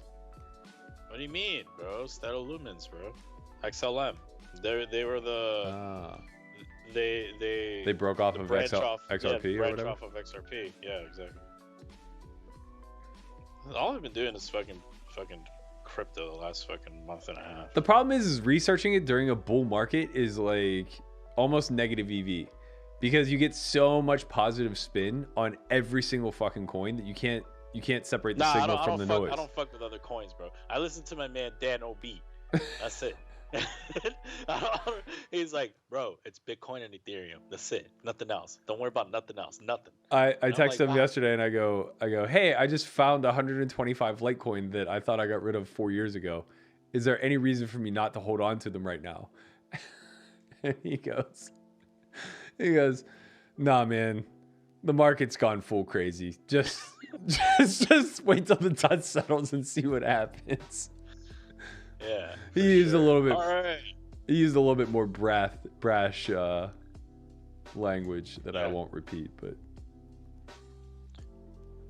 Ruth is back. She says, yes, here, I'm present. Go Ethereum. All right, I got you. You see? This looks like we're on good terms right now. For now. You better watch your mouth, though. Ruth can take a joke. I know. I'm just kidding.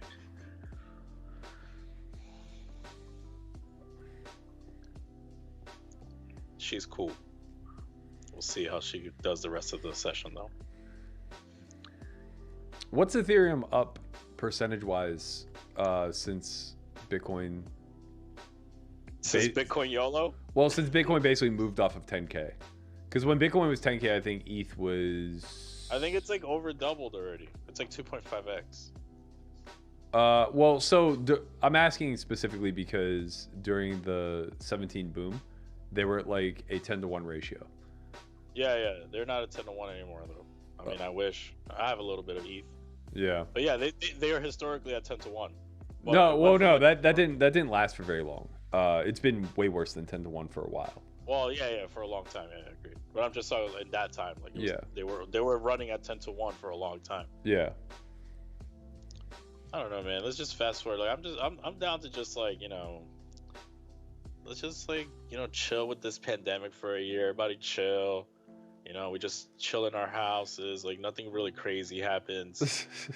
And then we just come out 2022 as better human beings and able to change the world because we all have millions of dollars. Yeah, that'd be kind of nice. I don't know. It's just my theory. Like, we all just like sit at home, do a couple push-ups every day. You don't want to lose muscle and all that stuff. Eat some protein. Is that your grind right now? You're doing a couple push-ups a day, snacking on some ox dick jerky. I don't like to tell people my grind, man. I just keep it low. A lot of people on Instagram posting about every day. They post every day about some fucking grind. They're getting in the water. It's cold as fuck. I just chill. I'm just chilling, you know. I like to grind low. I don't like you know. I just like to be. That'd be easy. That would be very easy and noble of you if there was a side by side where it was a clear delineation of, you know, the hard work paying off. But like, what are you talking about, bro? I mean, I'm saying if you're just on the low key grind and, you know, you're able to just like come out strapped and just, you know, fucking rip off the Superman vest and, you know, let them know like, yeah, no, I get it. But like, you know, you think the pandemic's over or whatever? You think it's over already? It's not over. It'll never be over, but it's weaning, you know. It's calming. Weaning. Down. Oh, let's see. We have vaccinations. We have vaccinations expiring as you speak. Yeah, they're expiring in a fucking closet because nobody's taking them. Are you gonna take them? Yeah, I mean, I'm gonna take it, bro. You should take it. I mean, everybody's scared about fucking vaccines. I don't know. I'm just gonna take it. I've been taking vaccines since I was a kid. Yeah, I would be pretty apt to take it. A little bit less so, just because I have the antibodies now, but still would be pretty apt to. Yeah, I mean, when I was in fucking school, they made me take all fucking types of fucking shit, tuberculosis, all this other shit. Like, couldn't even try out for a basketball team unless you got vaccines. For sure. Yeah, I mean that's a little bit different though. Like the issue or the reason why people are shying away from the vaccine now is just because it hasn't been properly vetted, or at least not to the same standards as things like TB. Yeah, all these fucking young people want to see these old people take the vaccine first, see if they die. That's just crazy. Like, sure, that should be backwards as fuck. Like, I don't know, man. Like, hold on, let this person that might be expiring anyway take it. See what happens. Like, oh my god, it's crazy as fuck. Oh my god, the world is, I don't know. Sometimes I don't know the shit that I'm about to say. Like, shit just comes out of my mouth. Mm-hmm. We know.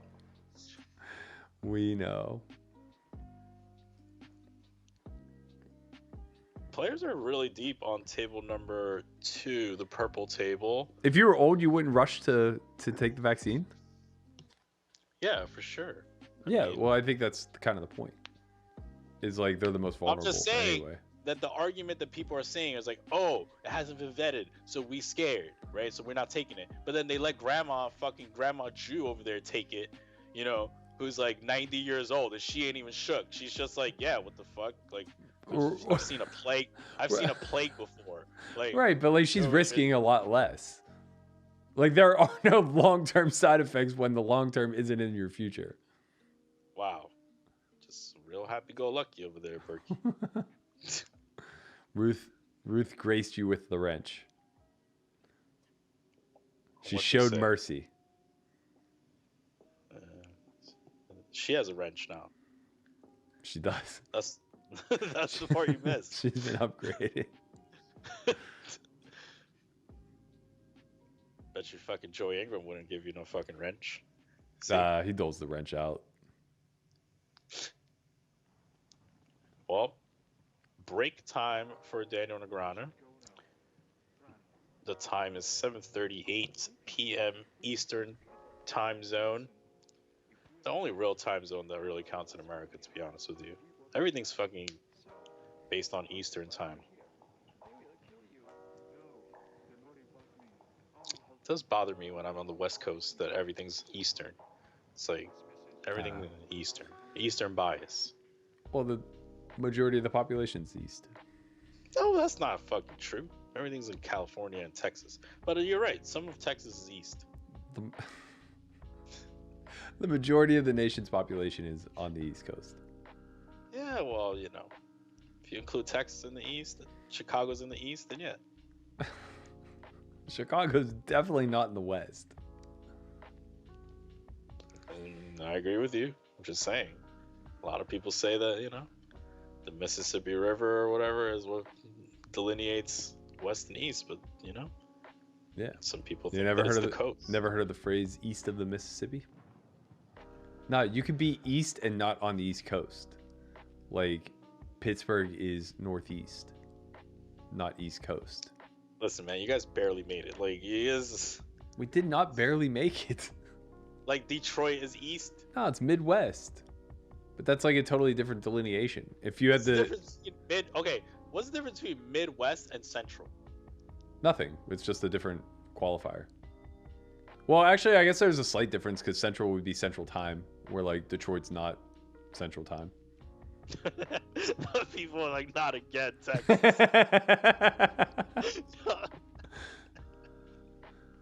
Yo, Texas is crazy, man. It's been fun, like going to Texas a little bit and like seeing how different people say other cities are from other cities in Texas. Where it's like, oh, like Austin's nothing like Houston, and San Antonio is different from everything. Like, it's just like kind of interesting to see how, like, the state is so big that I'm sure it has like its own little pockets of kind of like how people act or whatever. It's just like New York, it's like Washington Heights versus like Wall Street. People act different. It's crazy. Yeah, I mean, when you're talking about areas that populous, there's gonna be different cultures that populate it's each like region. San Jose and like LA. Like, people are different, I would argue that the girls are a little nicer in LA. But it's whatever what you're into. If you're into those nerdy engineer girls, then you should just shoot up the coast.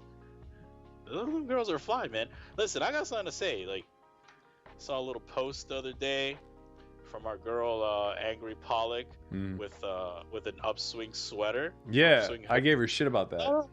No. Listen. Give her shit.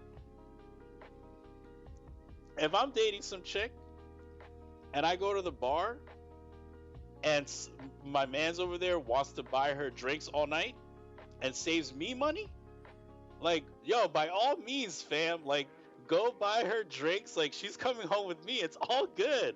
Like, yo, you can buy me drinks too. Like, Joe, buy drinks for the whole bar. Like, I'm secure as fuck. Like, yo, listen, man, you're good. Like, it was like, oh, can I buy you a drink? And then she'll be like, oh no, I'm with him. And then I'll be like, bro, babe, like, it's all good. Like, I'm secure. You're coming with me. It's all good. So, yo, if Upswing wants to send her all the hoodies, by all means, man. Like, I thought she looked great.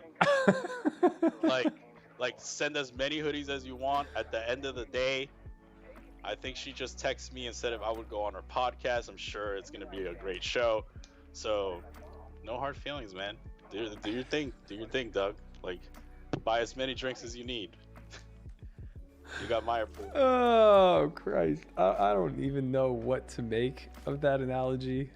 I'm just gonna let it sit, let it breathe for a little while. Like a fine wine, you gotta decant it, let it breathe a little bit before you dig in. I'm just gonna go ahead and let that whole story just settle. 10% pop from Daniel after the Queen pairs. Raise. Little raise here. There are a lot of available bluffs for Doug here. I mean, for both players, honestly. I think his raise is kind of nice with like a lot of his showdown, especially showdown that like maybe blocks some bluffs, but not all. Like a hand like Ace 10.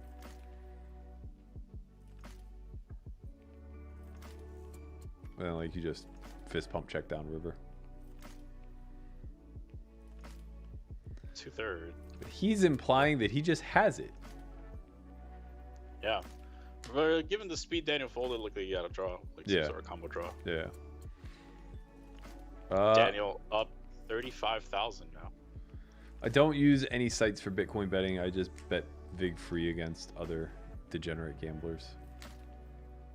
There are a lot of well organized markets out there. You'd be surprised. There's always a market for whatever you want. It's true.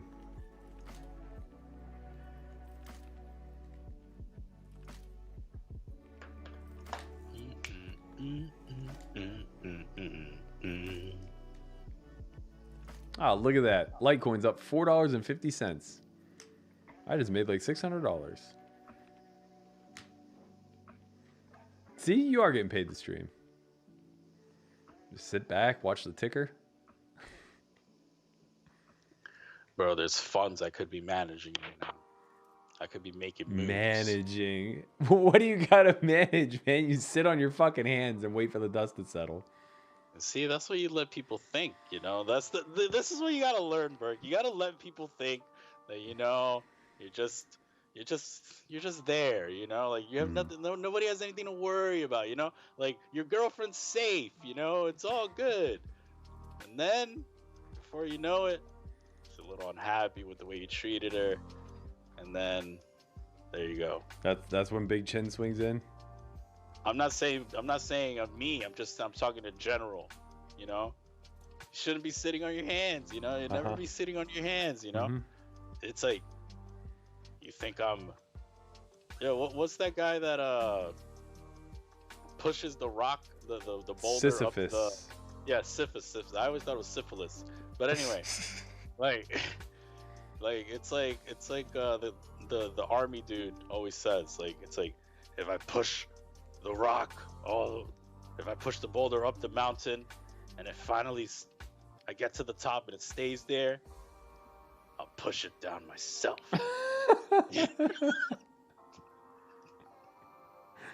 Oh Christ. Who's that guy that does that? I'm not sure who you're impersonating. What you mean, bro? That's your man. Like Goggins? Your man. Yeah, no. He's harder than Goggins. Oh no. I gotta look it up. Sisyphus, whatever. Hold on. I would love to see the spelling you're using. Whatever, bro. Sisyphus. Why you gotta make fun of my spelling? Because I'm Dominican, right? Because the first time you tried to pronounce it, you went Sisyphus. And I just wasn't. It's a weird name. I just wasn't sure what consonants you were gonna throw in there. Always making fun of the people, bro. People try to improve themselves. Get the fuck out of here. You know, he's like, oh. I don't like to talk about my grind. I grind in the dark. I grind in the dark. Cold basements for me. You don't even know. Blood dripping down my face. Sweat dripping down my ass crack. I'm out here. Day in, day out. I'm like a potato growing in the corner of a cold, dark basement. I don't know. Whoever you're impersonating is that guy. You should listen to that guy. That guy's legit. Oh man. Where's this syphilis? Somebody clip that. Did you call it syphilis? I'm gonna call it syphilis for now.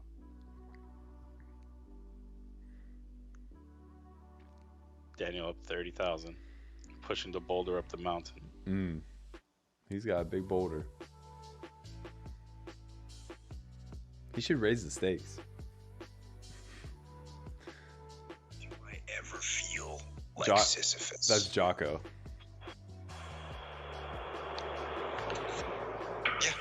Yeah. Of course I do. I've been waiting for people to start saying like, oh, you put another picture of the sweat and of a squat rack. Really? But I don't know if they understand.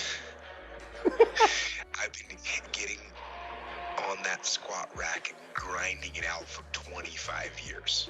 Yeah. And I'm not bored with it yet. Yeah. That was me. That was me today. Whenever I got 6 DMs talking about I don't know how to count macros or do pull-ups.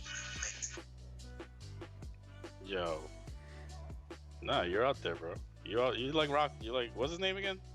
Jocko. The disrespect. I knew he it was would Jocko. eat your fucking face. I knew it was Jocko, bro. He would eat your fucking face. Bro, I'll climb up the fucking mountain first than him. He's got to push the fucking boulder. Just run. I know he'll eat my face. You wouldn't fucking help me either. You'll be like, listen, let's just have a logical conversation. You need to learn. I'd let him eat your face. Teach this kid some humility. How much would you get paid to fight him? To fight Jocko? He's like a BJJ black belt. I didn't ask you for. There's no amount. Degrees. That's like asking me how much I would pay to get like choked out and have bones broken. Like no amount. All right, 2 minutes, and you can run. I mean, I hope it's like a non-octagon. The thing is, I don't think I can outrun him for 2 minutes. He's probably not slow. It's kind of funny, right? Who's less bald of the two? I don't know, man. How do you know Berkey's bald? Look, he's wearing a hat. You're also not bald. You have a full head of hair. It's just shaved. Looks just baldish. Baldish. Ah, you got cleaned up. You missed a couple patches when you did it yourself. I did this one myself too. Yeah, but you probably used the mirror this time. Yeah. I got a little bit of help. A little bit of help. Bro, you don't gotta talk all the time. Yeah. 9, 8, 6, 2 diamonds, 7, 4, 3, 7 in the middle. I said that a little bit funny, but you guys know what I mean. 7,400 in the middle. Start with the small sizing, kind of a board that's pretty dangerous. Daniel maybe doesn't want to invest a lot of money just yet. See what happens. Maybe wants to let the board develop, let a 5 roll off and make things a little worse. I should probably go check a lot, or check bet small.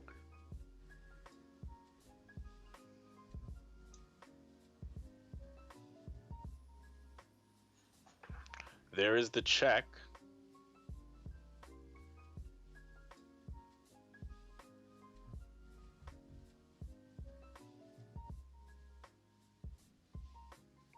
There's like half pot-ish. There's half pot exactly, actually. The new half pot sizing is curious to me. I feel like it's really applicable on this texture, actually. I've been half potting since fucking. That's the only bet. Yeah, but like half pot usually started with having too many strategic options and just wanting to average them. That's probably what he did right there.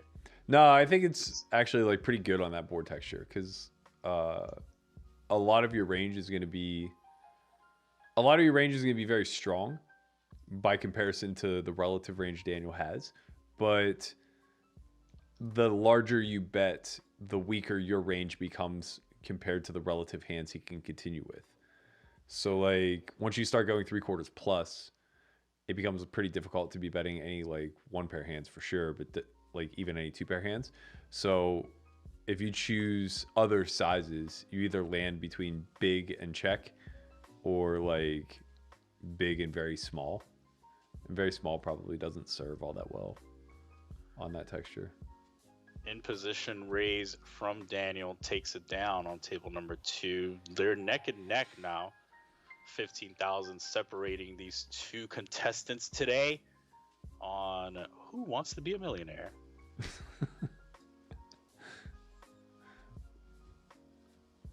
How do you think Daniel would feel? I mean, obviously it's easy to say like fantastic because it would be a huge comeback. But let's say after 25,000 hands, Daniel's up like 5K. I think he'll feel as if it's a humongous victory. I guess what I'm really implying there is, do you think he has enough side action where that would where that would be massive to him? Well, I don't know if the side action. I mean, I don't know. You almost have to assume the answer is yes, right? Because like he doesn't think he's winning versus Doug, so he couldn't have expected to win $1 million off of Doug, even with variance. I don't know. It's interesting if the side action is like on a dollar per dollar basis, or if it's just like on a straight like win or lose. Oh, I understand. Like he could have been laid X amount of big blinds. Yeah. Yeah. So it's like kind of depends on like what the bet structure was. Yeah. But yeah, I mean, if it's a straight like W or L, like that's huge win, you know? Yeah, for sure. Oh yeah, 100%. Obviously, then it's just like an all or nothing type thing. 4 flush coming down. We missed the actions to the river. That's a 10 of diamonds. That's good. Nice value bet from Doug Polk there.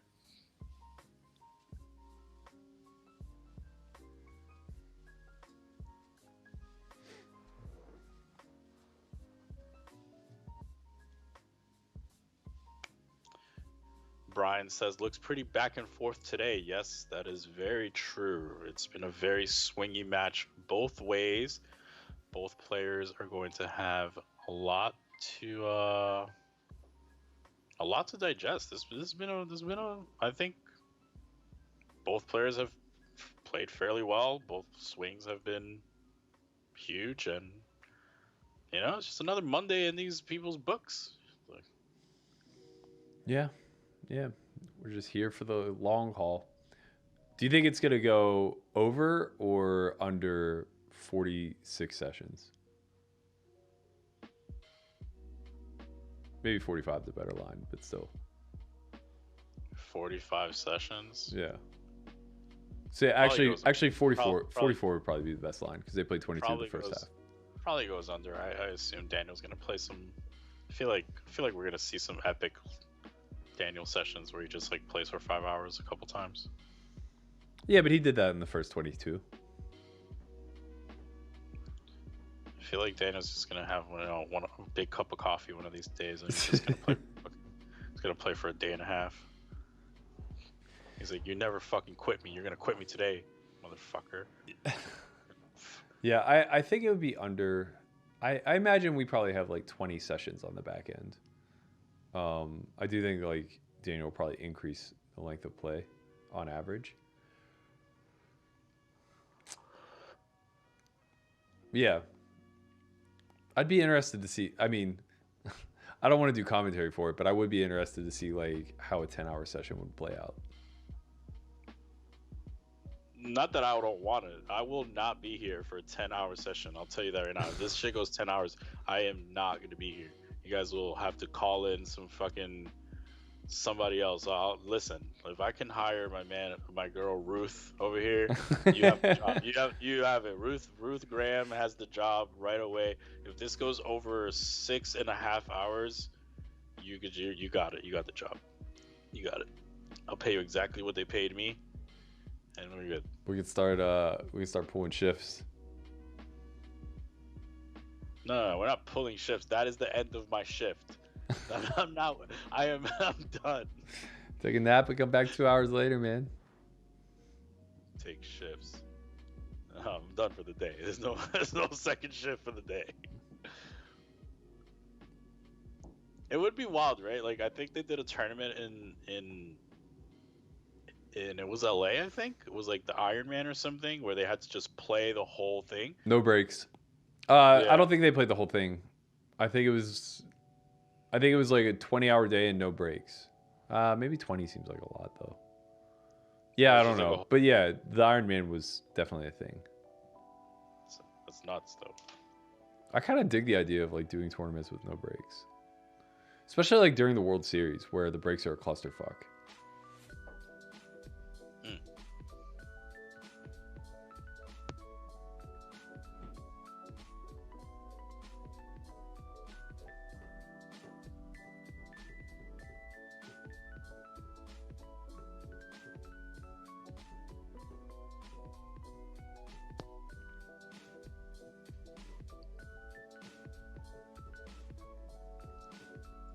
All right, guys, we've been here for,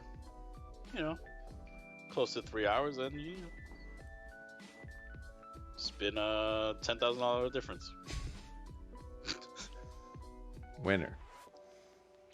Ruth wants to know, what type of MTT training do we offer? We have a few courses on Solve for Why TV. I would suggest starting with Matt Hunt's. I'm gonna get the title of this wrong, but I think it's exploiting MTT structures or evaluating MTT structures, something of that nature. Dissecting MTT structures. I don't know. Something about MTT structures. Very good video series. Basically helping you derive strategies for the different points of a tournament. I did one that kind of played off of that called the Tournament Blueprint, where we kind of broke down the phases of the event as well as the different strategies based on your stack size. Matt has done a few other videos since then, MTT exploits, and there's one in particular that I thought was really good that was more recent that I can't recall the name of. But yeah, I would mostly tune into like Matt Hunt type of material. He's our MTT guru, having put in the most amount of online volume and whatnot. We had planned to run a MTT Academy last year, but COVID put the kibosh on that. Don't know if and when that'll come back. Oh! Overbet face with a shove. Hit him with it. Wow. It's hard to find calls there, man. It's hard to find shoves. Yeah. You have to check call twice on a board that's like getting more and more dynamic. That has to be a skill, right? Like, I'm not just in general, like not saying Daniel does this well or anything, like retaining nut hands in your range when the board is getting more and more dangerous so that you can like have it when everything breaks and you get bombed on is pretty important. Yeah. Also though, like the texture did change pretty dramatically on the river, pairing bottom pair. No, I mean, I'm just saying like in general. I mean, but pairing bottom pair usually isn't that good for the guy that's defending, you know? I think it was a 3-bet pot. Right, that makes it like harder for the defender. No, Daniel was out of position. He was the 3-better. Oh, I see. Okay. Don't get me wrong, I don't know how thinly he's check ripping river, like, you know, obviously. Yeah, when you face an overbet, it's like aces doesn't even probably just rip. calls, yeah. Yeah. Jacks might though. Could still theoretically get called by worse. Block Jack 9. There we go. Yes, methods, tactics, and techniques. That's the one. Big fan. Mastering MTT structures. Of course, it's a what's that called when you use the same letter for all the words?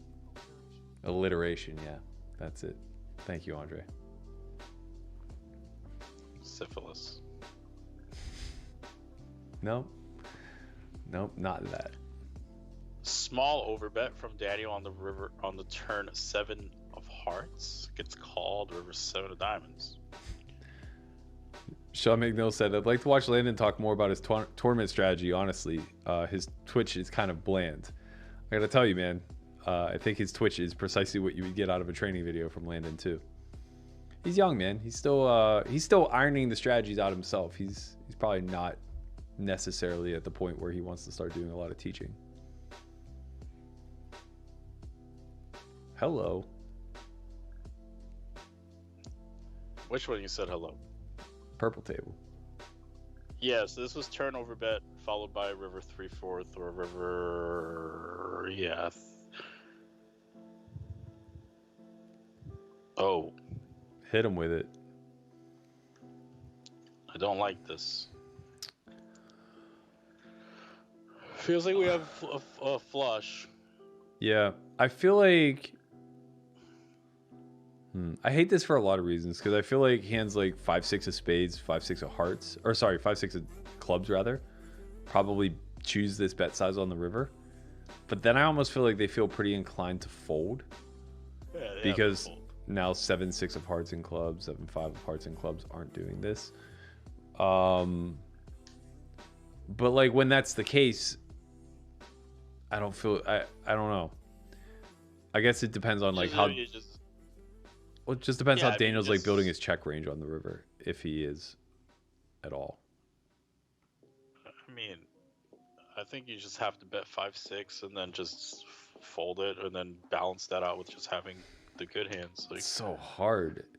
I mean, I'm sure he has flushes, but if you check, like, he's just gonna check when you have. Yeah. I guess I'm just saying, like, it's just a matter of like, do you get called by worse? That's all. That's all. Like, you get called by worse enough of the time. Well, I guess what I'm getting at is like, at that SPR, I feel like the 75% pot bet may be a little bit less effective overall with range on that particular card. It's a difficult card. It's definitely a difficult card. Yeah, like a board pairing diamond is a lot more challenging than just a diamond or just a board pair. That's true. That is true. Big pot for Doug, though. I think that's going to propel him to the lead. As we got our people under. Yeah, his bluff candidates are kind of interesting. I imagine he's using some King 6 with the 6 of diamonds, King 5 with the 5 of diamonds. He wouldn't need to He wouldn't need to have. Oh, you're talking about Doug? Yeah. Yeah. I don't know how much naked ace of diamonds he could possibly have. He obviously can't have ace king. What was second pair on the flop? I believe it was a 5 or a 4. 5. No, 5-6 filled. So it was like a 4. Yeah. King 4, 7, 7. No, 7. It came running sevens. Turn river was 7. Yeah, I mean, I'm wondering like if he has like ace jack, ace of diamonds ever. Probably more likely that he has like ace 6, ace of diamonds if he's gonna be naked. Blocks the 7. That's actually a really good combo. Blocks the 7, blocks the nut flush. Blocks 5-6. Kind of puts Daniel in a bit of a cage. Might actually be almost like too good of a combo to the point where like Daniel can't have a bluff anymore. Well, all he needs to do is get Daniel to fold the flush sometimes.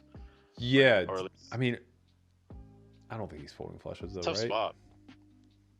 I had this debate with Landon the other day. So like, obviously, I assume that like, if Daniel arrives at that river, bet 75% with his flushes at some frequency, that they also mix facing a shove. But I think practically speaking, it feels like we're probably not going to be calling a shove often enough then, because No, but you just have houses though too. Maybe, but that's the thing. Like, you can't just look at. You have to look at how you got there, right? So it's like, it's a lot less likely to have kings full, based on the line that we took. I believe it was a 3-bet pot, so now it's pretty unlikely to have like 4s full.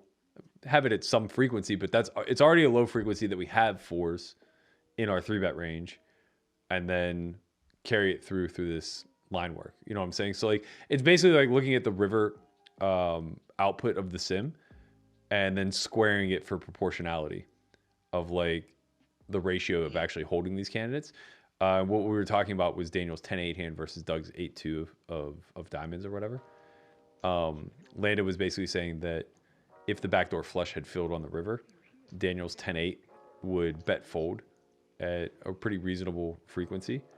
And I said, like, I just don't think that in practice, if we take a line where we bet fold that river, that we're not overfolding. Because it's just so improbable to have gotten there with the backdoor flushes, to have enough of them, and then take this line. Underfolding, overfolding, who gives a fuck? Well, it matters a lot whenever you have the absolute stones on the turn, and then not like something not that significant changes river, but it opens up his ability to just like be all in, right? Like if Doug just has queen 10 with the queen of whatever the backdoor was, and that backdoor flush fills, and he's left holding queen high where he faces, you know, whatever it was, pot or 3/4 pot that Daniel bet, I'm just gonna find that rip.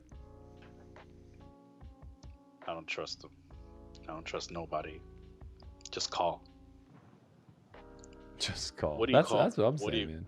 Just what call. What do you call for bluff catchers? I mean, you're gonna have to call some flushes. You're gonna have to fold some flushes. It's just gonna be tough for you to decide. Maybe just roll it.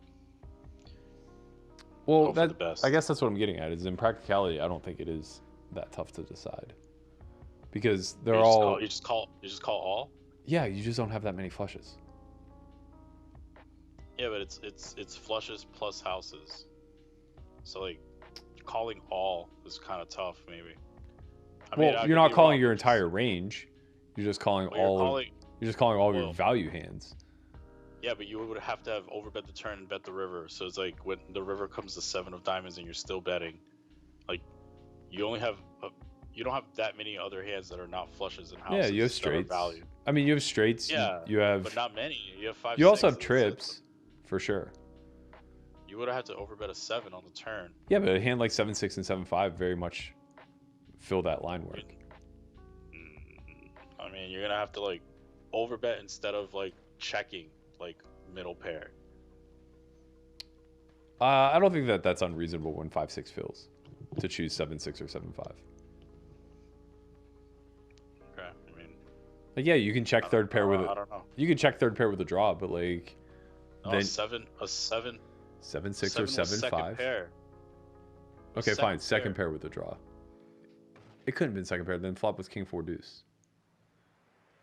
Okay, I mean, I could. Yeah. Okay, I understand. I'm not sure what was the exact run out right now. Yeah. I mean, maybe he's overbetting a pair on the turn with that blocks a gut shot.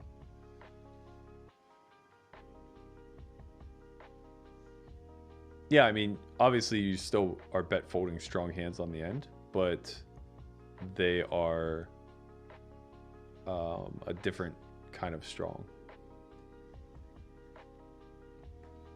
Yeah, but then he has to bet a 7 on the river, which is also like. I think that feels like a better hand to just check. Like, you just check and then maybe wait.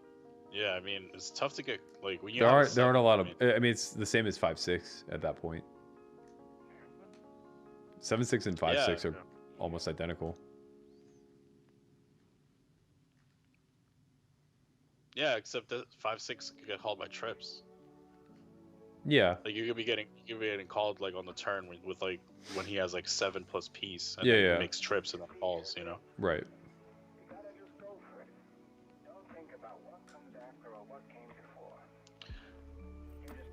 Guys, we are dead freaking even.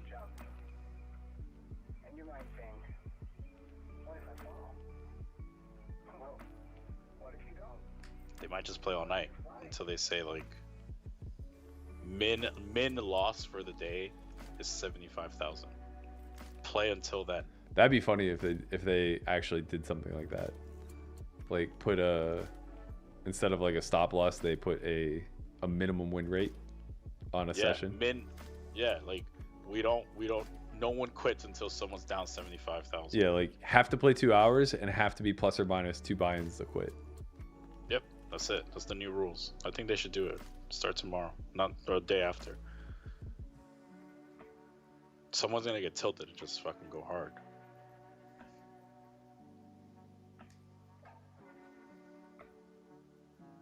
Not sure how we got to this point. If I had to guess, I would say this went check call twice in a single raise pot. Okay, that seems unlikely with the holdings that were shown down. So it was probably a 3-bet pot, bet small on the flop, and then check down.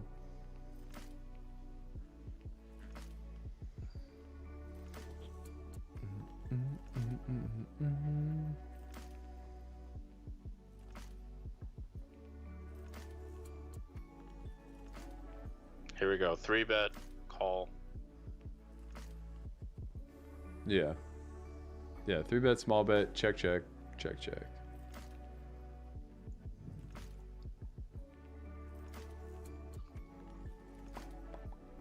Okay.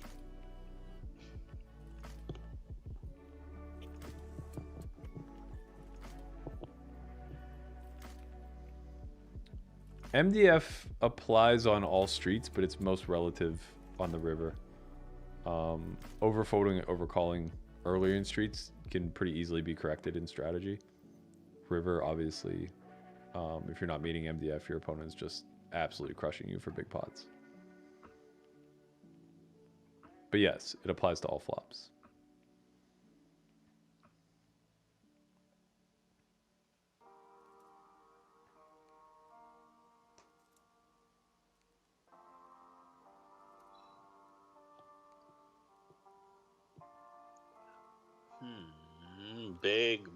Big raise on this river. When checked down to the river, pot size bet from Daniel, bombs away from Doug Polk. Yeah, 2x pot raise on the river.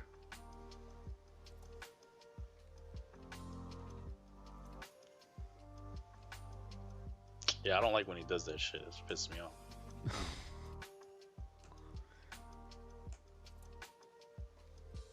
You know what's crazy? Like, I started doing, like, not that I'm like as calculated or whatever as Doug or whatever, but I started doing these like massive bombs at like Bellagio 1020. Like, I would just, like, the pot is like 1,000 and I'll just bet like 3,500 or 5,000, and people are just looking at me like I'm just like the biggest fish of all time. Yeah. Like, it's just like I'm just like bombing, and they're like, what are you doing? Like, and then I would send the hand history out and be like, that's terrible. And now, not that it's like making me feel better or whatever, but like seeing like great players like just doing that stuff where it's just like, oh, he just checked down to the river, face pot, and he just fucking made it 12,000 over like 1,900. Like, oh, this shit does exist. You know, I'm not saying that I did it right. I'm just saying it exists. You know, maybe I got it right like once every now and then, just out of I don't know that just gut. Well, I mean, like, you know, every bet size is available up to all in. You're only restricted by the stack to pot ratio. So it's like, I don't really think anything could ever be terrible unless you just simply can't be bluffing or can't be value betting for a size that you select. So really the only thing that makes a play bad is the information that's exchanged based on the merit of the play. Or you know, an EV loss. Go ahead. Turn bet from Daniel got called. River comes a 4 flush. Very interesting spot. These spots tend to be pretty overbluffed. Wow, that is a nitty check.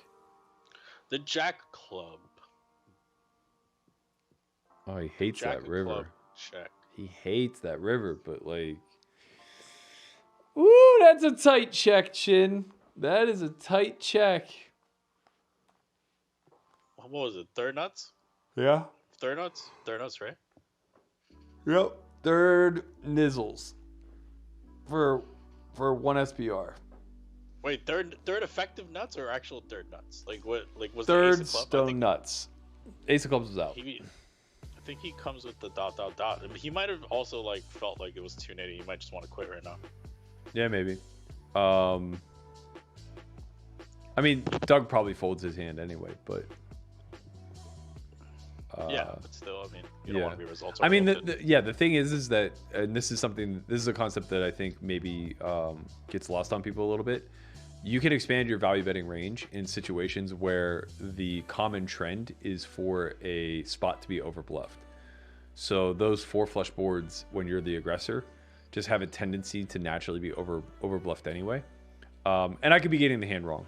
Daniel may have been the caller of a 3-bet there, in which case, okay, probably a little bit better of a check back. But in general, like when you find yourself in scenarios where it's like, fuck, this spot is super overbluffed, and you have 3rd, 4th, or 5th nuts, you get to go for value because they just have to bluff catch wider whenever they think that you're imbalanced in your frequencies. Yeah. That's GG.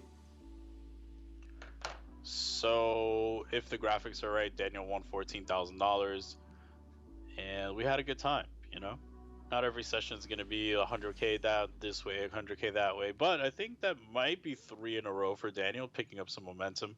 Also nice to win the first one out of the year. You know, like new year, new me, new year. You know, put it on the gram, baby. Put it on the gram. Like all this other. What's the wildest shit you've seen on Instagram about like New Year shit? I don't know, man. I try to like filter that shit out. I think that like everybody turns into an IG model in January, and then everybody disappears in February. Bro, that's the thing. Like, you got to be in there when the lights are off and like people are not. Corner the basement. When the enthusiasm of the moment has left. Mm-hmm. Dehumidifier turned off. Damp as fuck. You gotta be willing. You know, I'm scrolling right now to see who I find. You know, I might just put people on blast. I don't know what's up. It's like, dripping coming from the pipe, rust everywhere. Gotta get that grind. Gotta see him. I don't know, man. Somebody better watch out. You know. Let's see. Okay, I don't see anybody. Everybody's staying low. They probably already lost the enthusiasm. Day number 4. It's the first Monday All though. right. Really, it's like day 1. Today's the day you don't want to be in the gym. They got saved. Let's see. Time to hit up the Reno. I like where this guy's head's at. This Patel guy, he's getting a little bit better. I might start calling him by his real name, Patel or whatever. He's talking about going to the Reno. And this guy knows where his head's at. You know, definitely getting COVID. All right. I mean, listen, I've heard what's going down in those strip clubs nowadays, bro. Like shit, there, bro. The strippers need money right now. They haven't made money in a long time. If y'all really trying to get rowdy and raunchy, and now's the time to go to the strip club. Like, you don't need to go. Like, if you really wanted to get your dollars worth at the strip club, you go now. You don't have to wear a mask if you go in the private room. And right now, if you go to Crazy Horse 3, there's no dances on the floor. You only have private dances. How do you know that? Way cheap. And they're way cheaper. Come on, bro. How do you know that? They're strippers. Because I know all the strippers, bro. Like, yeah, he knows all the strippers. I'm telling you what's happening at Crazy Horse 3. You guys don't believe me, you can go for yourself. I'm just trying to help you guys out. If you guys want to fly to Vegas, or if you live in Vegas right now, you go to Crazy Horse 3, right? And then you just there's no dances on the floor. You go to the back room. You don't have to wear a mask, and the back room's way cheaper right now. Dude, they should fucking pay me for this shit. Way more bang for your buck. Yeah, this is what I'm trying to tell you guys. Like, I'm here looking out for you. You guys all want to go to Joe Ingram's channel while he gets fucking COVID and complains. And first of all, he wasn't even appearing for fucking 3 months. Like, we didn't hear anything about. He comes back and he's trying to be the people's champ. Nah, listen, I got you. Go to Crazy Horse 3, and that's it. All right, my man Tejas Patel out there, he's gonna be in the mix. And then my man, my girl Ruth Graham, she's gonna be coming back soon to be dropping all the knowledge on how to treat a girl right. All right. Anyway, I hope you all enjoyed the show. Chances are we'll be back Wednesday if these people decide to play again for another fucking 10 hours to change $10,000. And with that said, we're out of here. And I hope you all enjoyed the show. Peace.